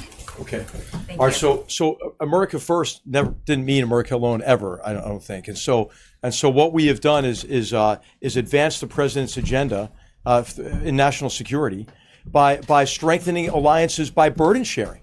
Americans don't have to do everything, don't have to bankroll everything, and our allies and partners are grateful for, I think, the president's leadership in asking them to do more. So it is an alliance in which each of the members are doing their fair share, who are shouldering the burden. Is it stronger or weaker? It's stronger. So the president has done a great deal to strengthen our alliances. And America First didn't mean America not leading, right? So for America to secure and advance its interests, that requires American leadership. And so the president's leadership has been welcomed in all of the places that he'll be visiting on this trip, and his agenda, I think, that he laid out in the campaign is being operationalized and implemented by his cabinet primarily, with the assistance of our team here in the White House. Can I just press you on that, General? Two questions. First, there were reports out of Israel that President Trump may try to get Benjamin Netanyahu and Mahmoud Abbas in the same room together while he's there. Is that in fact the case? And also, to NBC News yesterday, the president said that General Mattis and his other generals would be announcing something on ISIS next week. And so, as one of the generals on his administration, can you talk to that? Is there an announcement coming next week?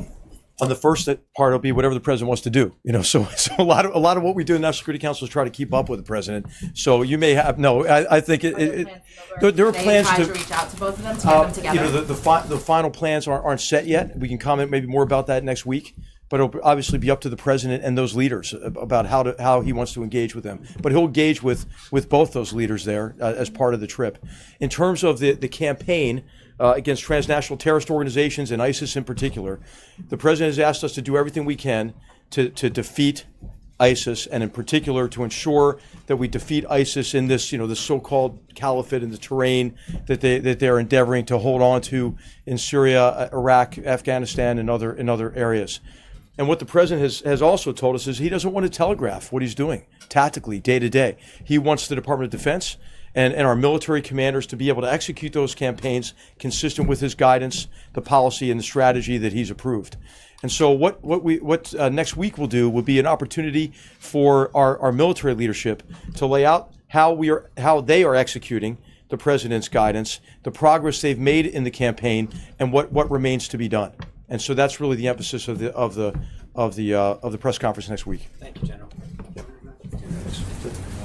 Can we hear about Russia and the agreements that were made this week with Russia's top diplomat? I mean, you're going to the region to speak with Arab allies. How are you going to explain agreements you've made with Russia, allied with Iran, in Syria, a place that the president has said is now a priority for him? I would characterize the engagements with Russian leadership by our Secretary of State, the brief meeting that the president had with Foreign Minister Lavrov, the phone conversations that we've had with Russian leadership as engagements, not decisions or specific approaches. I think what the president has made clear is that he will confront Russian disruptive behavior, such as its support for the murderous Assad regime in Syria, and its enabling of Iran and its very destructive policy and strategy that it's executing across the Middle East, what it's done and continued to do in Ukraine. He'll confront that disruptive behavior, but the president's looking for areas of cooperation. There are a lot of very significant security problem sets across the world. All of them would get easier, right? If Russia were to come to the conclusion that it could best advance its interests through cooperating with the United States and others to resolve those conflicts rather than perpetuate them. But are they party to those conflicts and causing them in Syria? I mean, the president said at the end of his meeting with Lavrov that it was really good, that there was, he spoke in very positive terms, that there was progress made. Are you saying there were no agreements? The president spoke in positive, affirmative, strong terms in his engagements with Russian leaders. Thank you very much. Just follow on my question. It's up to you. One more. I'll take one more. Sean. The back. Back here, actually. Can you tell us a little bit more about the America First policy, about how it changed over time? Because it's not been very clear what it means and how other people would want to sign up for it. Well, what it means is that the president is prioritizing the security and interests of the American people. You can see that with what Secretary Ross has done in the economic relationship with China, to look for ways to advance American prosperity. Every theme of this trip is wholly consistent with the president's approach to prioritize the American people, American security, American jobs, American prosperity. And so you'll see that with I think, almost a refreshing, I would say, integration of what we're doing in terms of security partnerships, along with economic relationships and the diplomatic engagement that the president's cabinet has been engaged with since he's taken over as president. And this trip is going to be a tremendous way to solidify the gains already made and advance them further. General. Thanks you very much. All right. Thank you, General McMaster. I'm going to go through a couple updates and schedule before I get to your questions, and Jeff will get the first one. First off, Secretary Ross, I know, was up here last night to tell you about the developments, and General McMaster just noted at the developments that have happened and advances that have happened in trade. The 10 commitments that Secretary Ross announced yesterday are the initial results of the 100-day action plan of the United States-China Comprehensive Economic Dialogue, which began with President Trump and President Xi's meeting in Mar-a-Lago.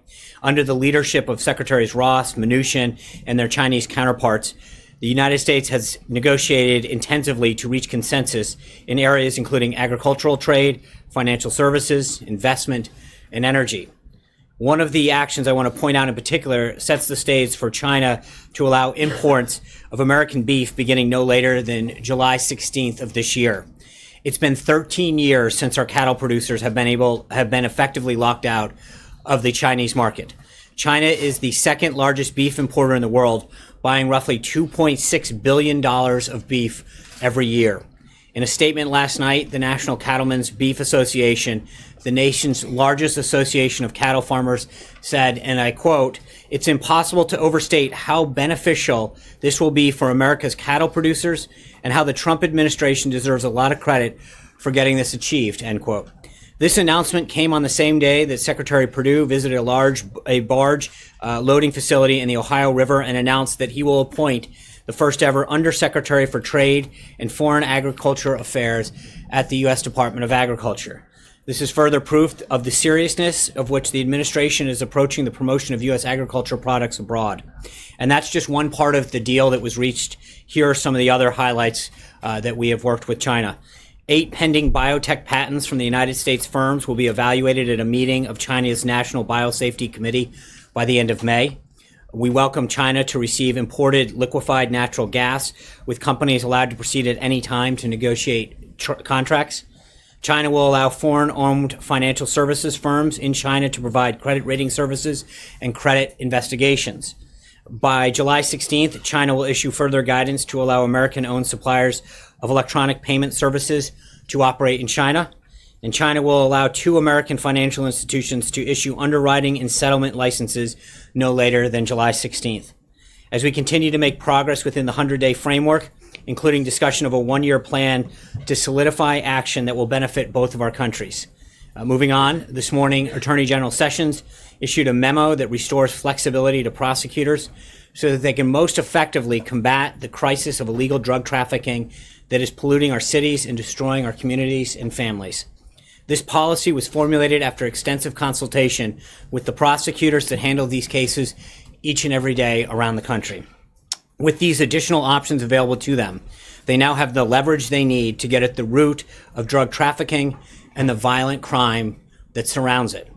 As the Attorney General said this morning, this will take the handcuffs off our nation's prosecutors, and if I can add, it frankly puts the handcuffs on the drug traffickers who threaten the safety of our families and communities.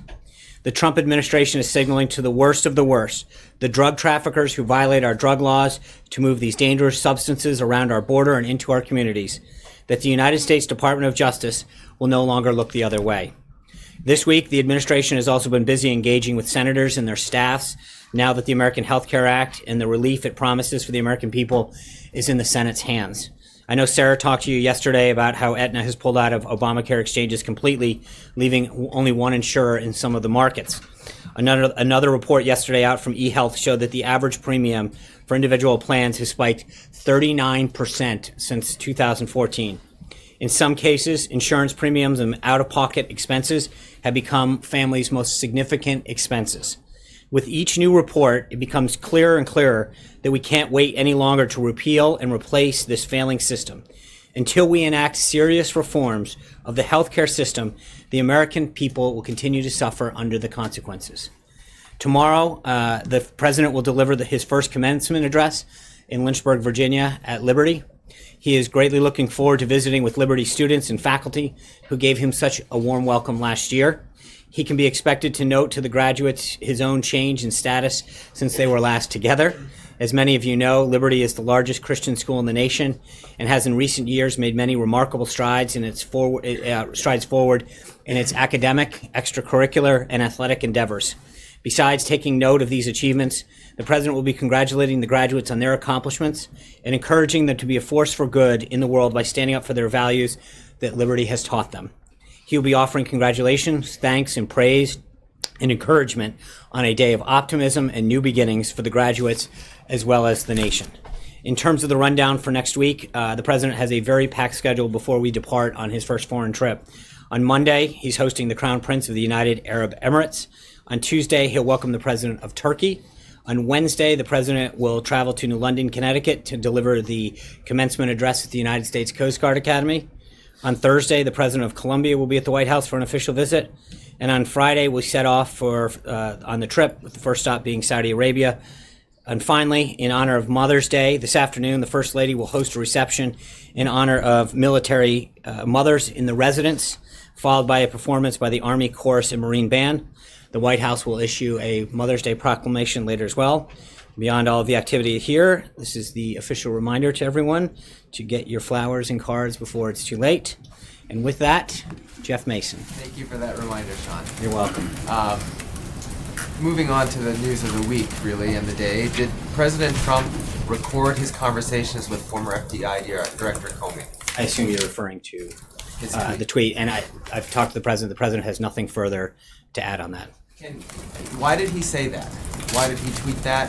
What should we interpret from that? As I mentioned, the president has nothing further to add on that. Are there recording devices in the Oval Office or in the residence? As I said for the third time, there is nothing further to add on that. Does he think it's appropriate to threaten someone like Mr. Comey not to speak? I don't think that's not a threat. He's simply stated a fact. The tweet speaks for itself. I'm moving on. John. If I could quote another one of the president's tweets this morning, he said, quote, "Russia must be laughing up their sleeves watching as the U.S. tears itself apart over a Democrat excuse for losing the election."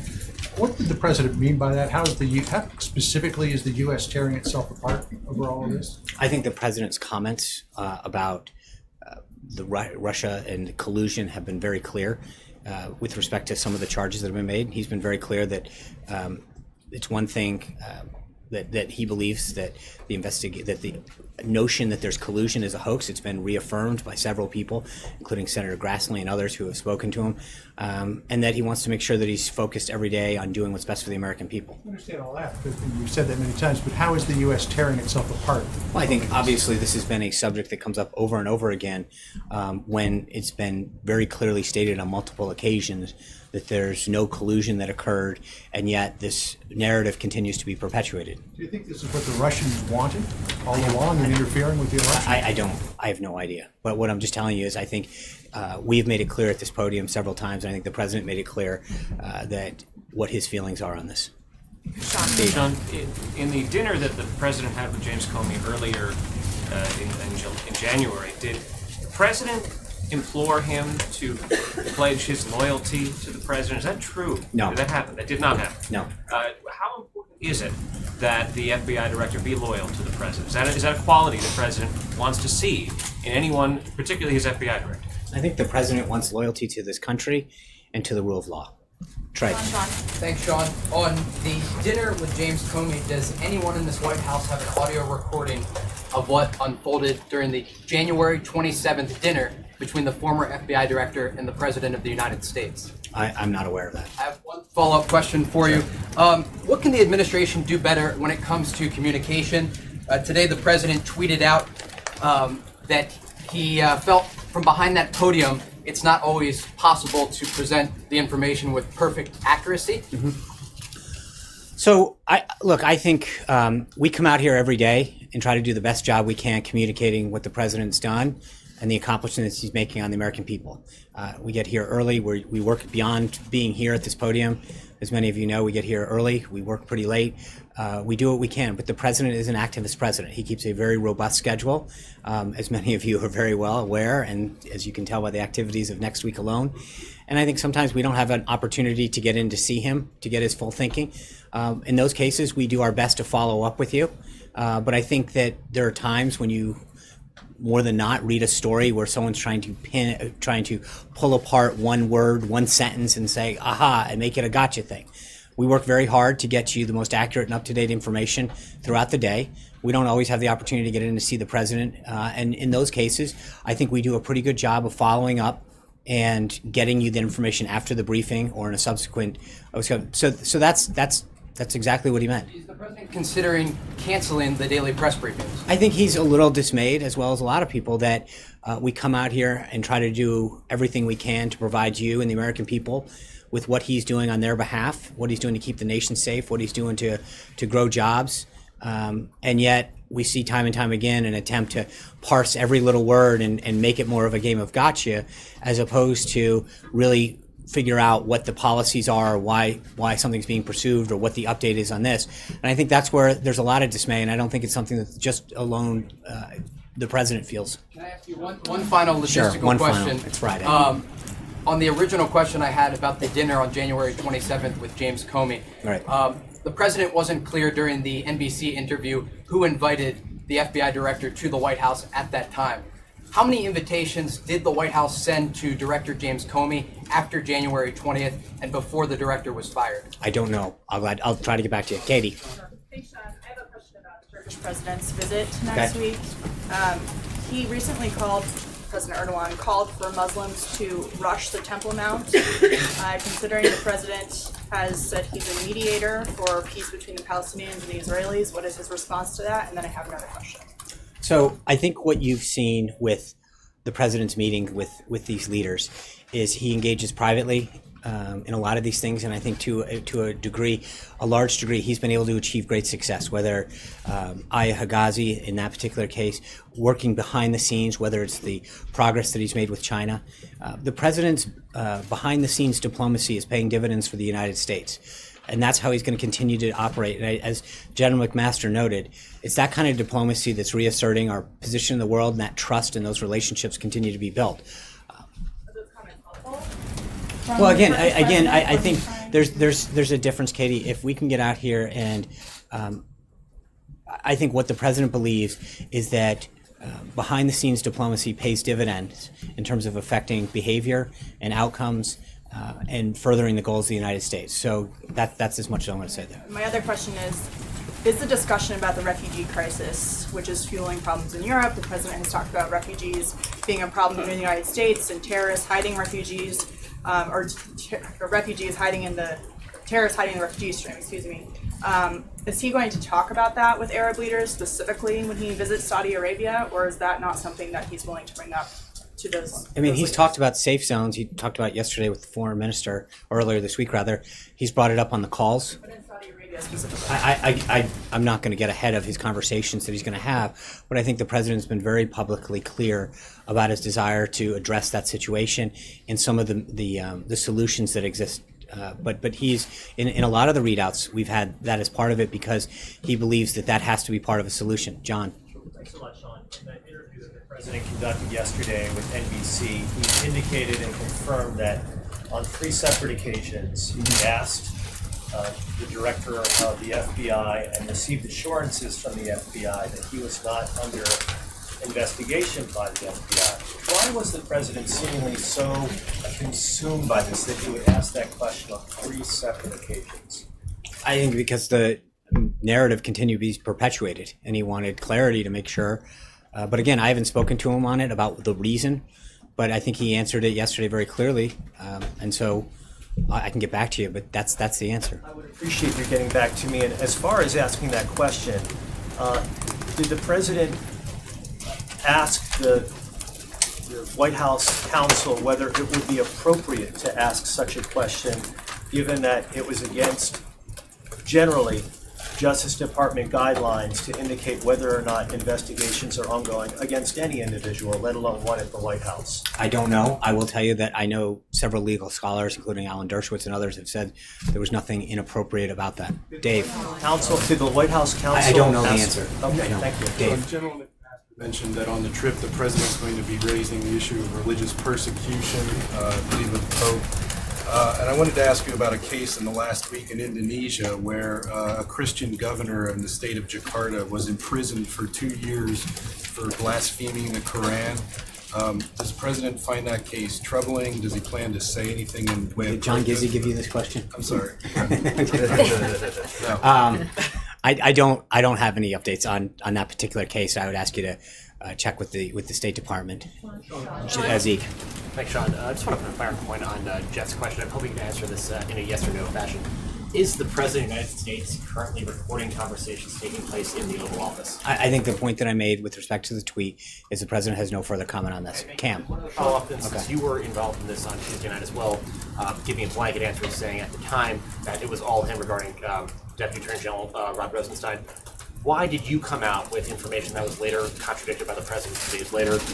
Could you explain the TikTok? When were you brought in? Who else was involved? Why were the American people given incorrect information that night? I don't necessarily believe that that's true, Zeke. There was a decision-making process. The president explained it in the interview process. The bottom line is that the director of the FBI serves at the pleasure of the president. The president made a decision to replace him, as he has stated very clearly now publicly. The president is now focused on making sure that he finds a replacement that has the leadership qualities to lead the FBI. That's it, plain and simple. Cam. Follow up on that real briefly.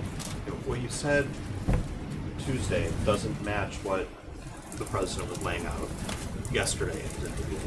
Can you walk through why the discrepancy in terms of whose decision this was? Well, it's always the president's decision. That's it, final. Did he take the... As I mentioned to Zeke, this is ultimately always going to be the president's decision. Everyone who serves at the pleasure of the president, it's ultimately going to be his decision to hire someone, to fire someone. He made a decision, in part based on the recommendation, and he's now focused on making sure that we have a replacement at the FBI to instill the proper leadership they need. Blake. About the way forward as it relates to who the president might nominate to be the FBI director. Where does that process stand right now? How many people have been interviewed? Does the president hope to wrap this up before he goes overseas?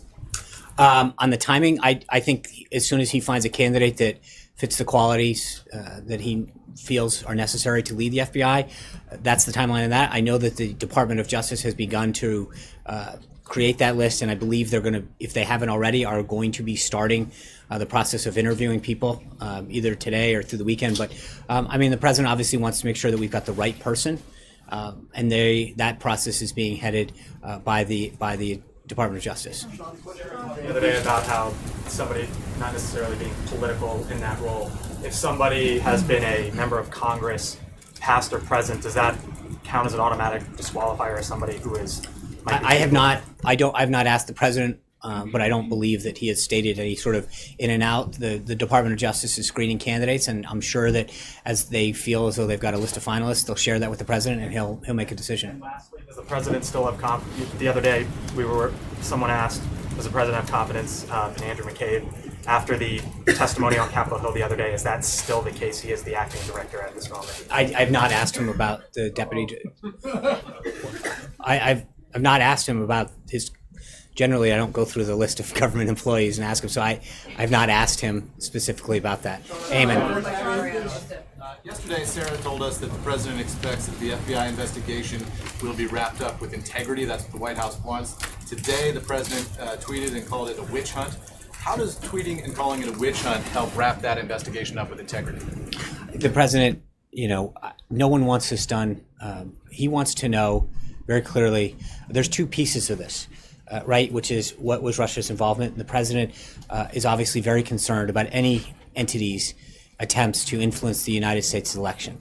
And that's one investigation. I think the second, this false narrative that we continue to fight every day that has been debunked by intelligence individuals, members of Congress who've been briefed over and over again, that's where I think he's growingly concerned, as well as a number of American people who are growingly concerned that there is this perpetuated false narrative out there. That's I think, the nut of this.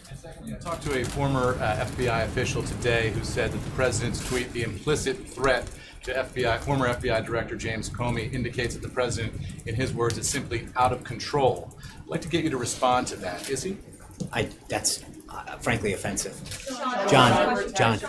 Thank you, Sean. Two questions about the FBI director selection process.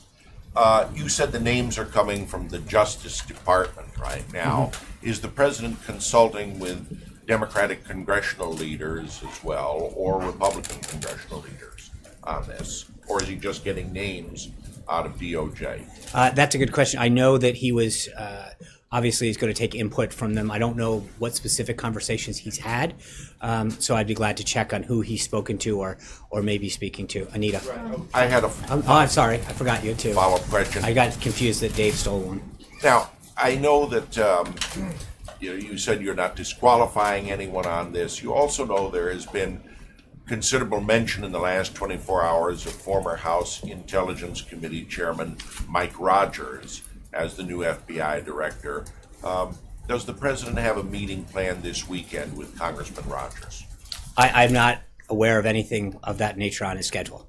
But we'll obviously, as you know, I mean, we'll put out, if there's a meeting, we'll put it out for you. Right now, there's nothing that I'm aware of on the schedule, but generally we put out the next day schedule later in the evening, and we will do that as well. Kristen, I'm sorry. I'm sorry. Getting a little. I had a couple questions about the president's remarks to NBC about General Flynn.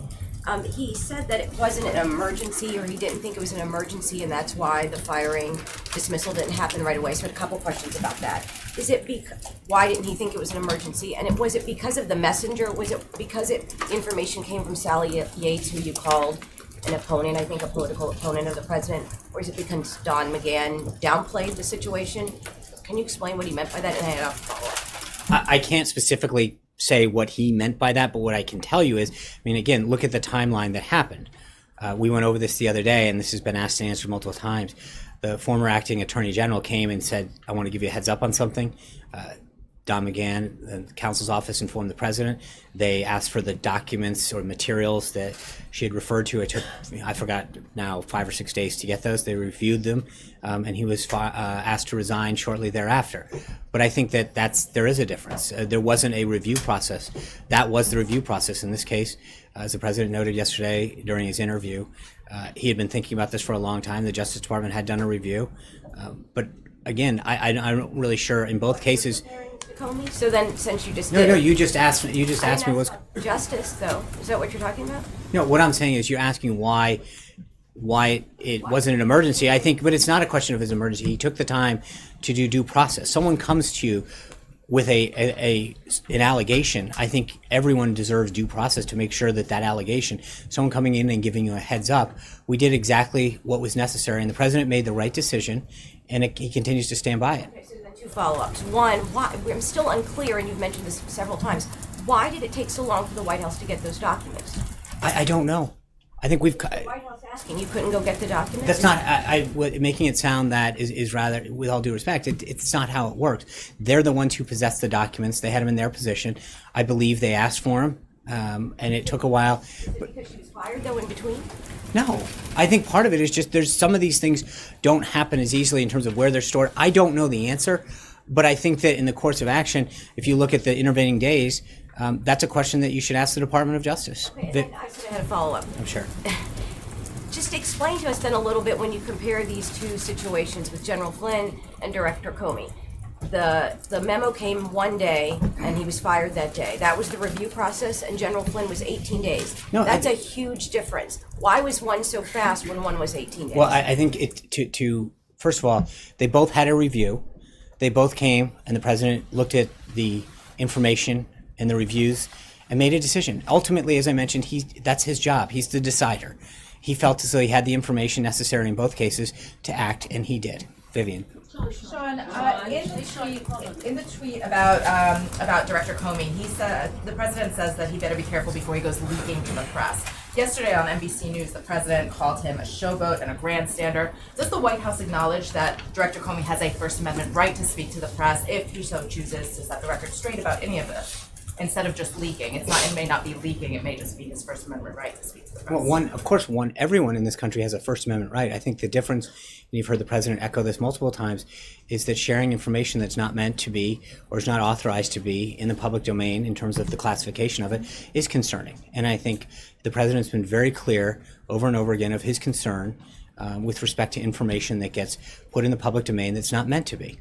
But I don't think that those are. Everyone in this country has every right to speak their mind and express themselves in accordance with the Constitution. Okay, and follow up, just in terms of the FBI being in disarray, also with the president's comments, is he concerned that if he continues like this, it could jeopardize morale at the FBI instead of actually kind of correcting a problem that he obviously observes there? Well, I think that one of the reasons that he wants to go through the process of finding an individual who can lead the FBI and the men and women who serve there so bravely and ably is to make sure that morale and the focus is as it's supposed to be, and that you have a leader that can do that. And you know, as you mentioned, it's the crown jewel of law enforcement. And I think the reason that he wants to go through this process and choose a leader that can be restore leadership, ensure that morale stays where it needs to be, and that there's a focus. That's why he's conducting the process that he has. And so, Jessica. Can I give my question to Kristen and then take the question back? What's that? You called on her first, so I just wanted to give her the question you. that you promised her before, and then I'll pick up from there. I'll let you a question. Thank you. I just want to. I want to ask currency exchange back there with questions. I want to ask you. President Trump seemed to rely on James Clapper this morning when he tweeted that virtually he and everyone else with knowledge of the witch hunt says there is no collusion. James Clapper himself today told Andrea Mitchell, I don't know if there was collusion or not. I don't know if there's evidence of collusion or not, nor should I. On March 5th on Meet the Press, when he was asked a similar question, he said, not to my knowledge. So can you describe the discrepancy and explain it?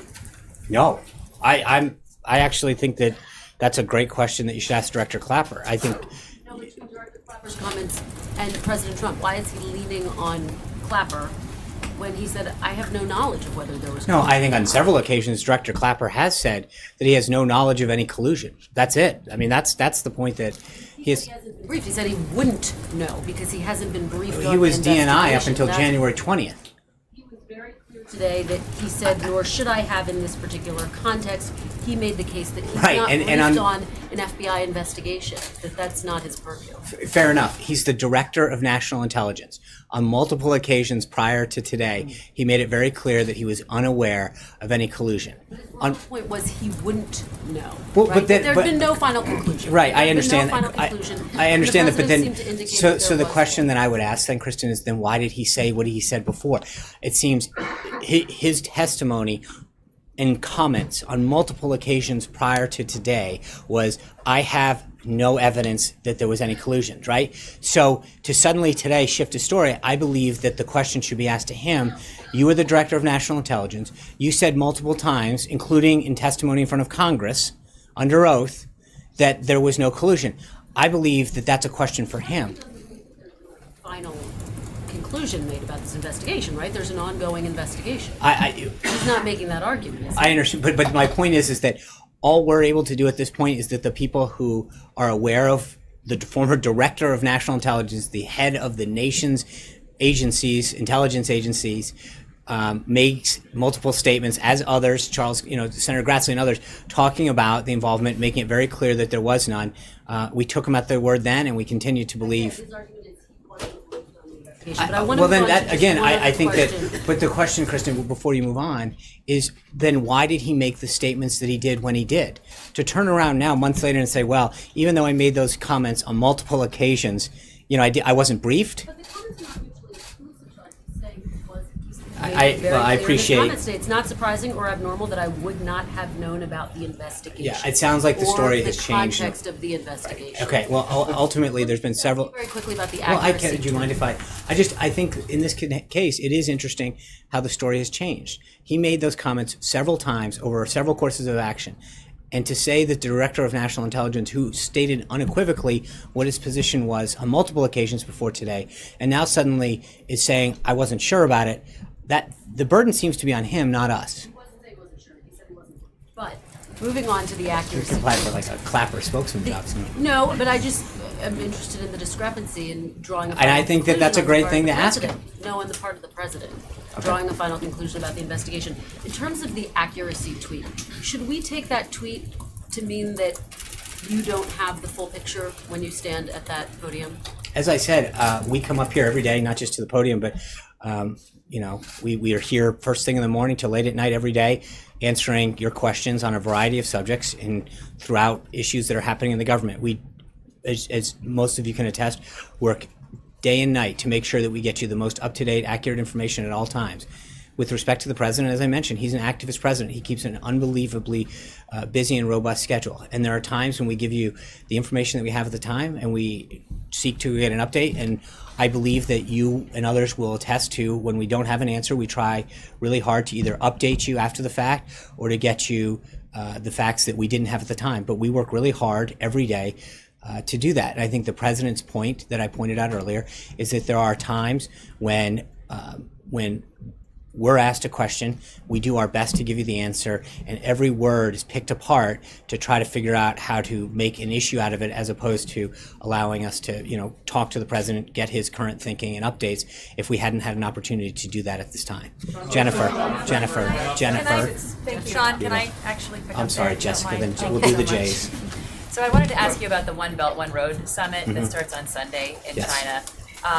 You announced yesterday, or I should Sarah. say Secretary Ross did, that you're going to send a delegation to that summit. Yeah. Can you talk about how you came to that conclusion, why it's important for the U.S. to be represented at what's ostensibly a major trade initiative by a foreign country? As you point, it's a major trade initiative.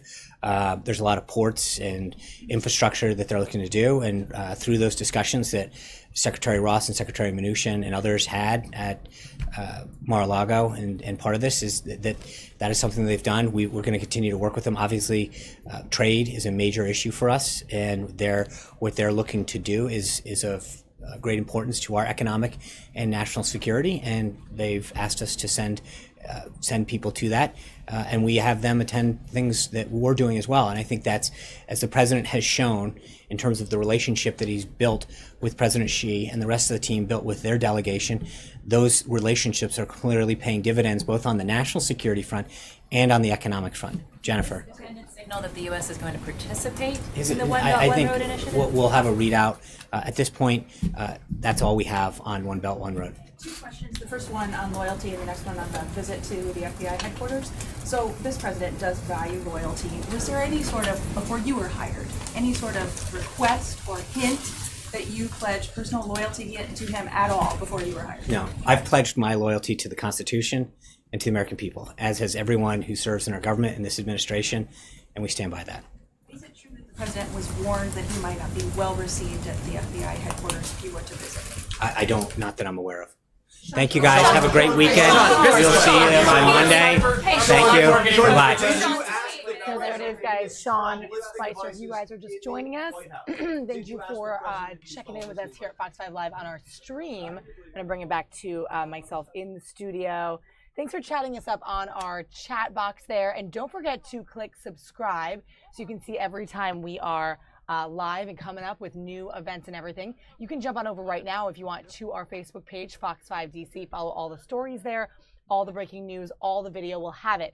Let us know in the comments what you thought of Sean Spicer. He's back after his 2-day hiatus, and he was pretty vague about that question about James Comey, the James Comey tweets that people were asking about. He had no further comment about the tweet that President Trump tweeted out this morning that some people were reporting was sort of like a threat to former Director James Comey. So just an interesting answer there. And then a lot of other questions, of course, about the collusion between Russia, that whole investigation, as well as what is next now for President Trump with this whole firing of the FBI director. But that was the big news of the week, guys. We want to thank you so much for joining us throughout the week on Fox 5 Live. And thanks to some of the people chatting it up here on the stream. Don't forget you can join us every day, midday, 11:30 to about 2:30, depending, during your lunch break. And check in with us for all the live breaking news and trending topics. Also, guys, it is Mother's Day this weekend, so don't forget, if you have a mother or mother figure, send some Mother's Day wishes to her. And Mom, if you're watching, hey, to my beautiful mother, happy Mother's Day. Everybody have a great weekend. We're going to roll out the show from here, and we'll see you on Monday. So don't forget to join us, guys. Have a great one.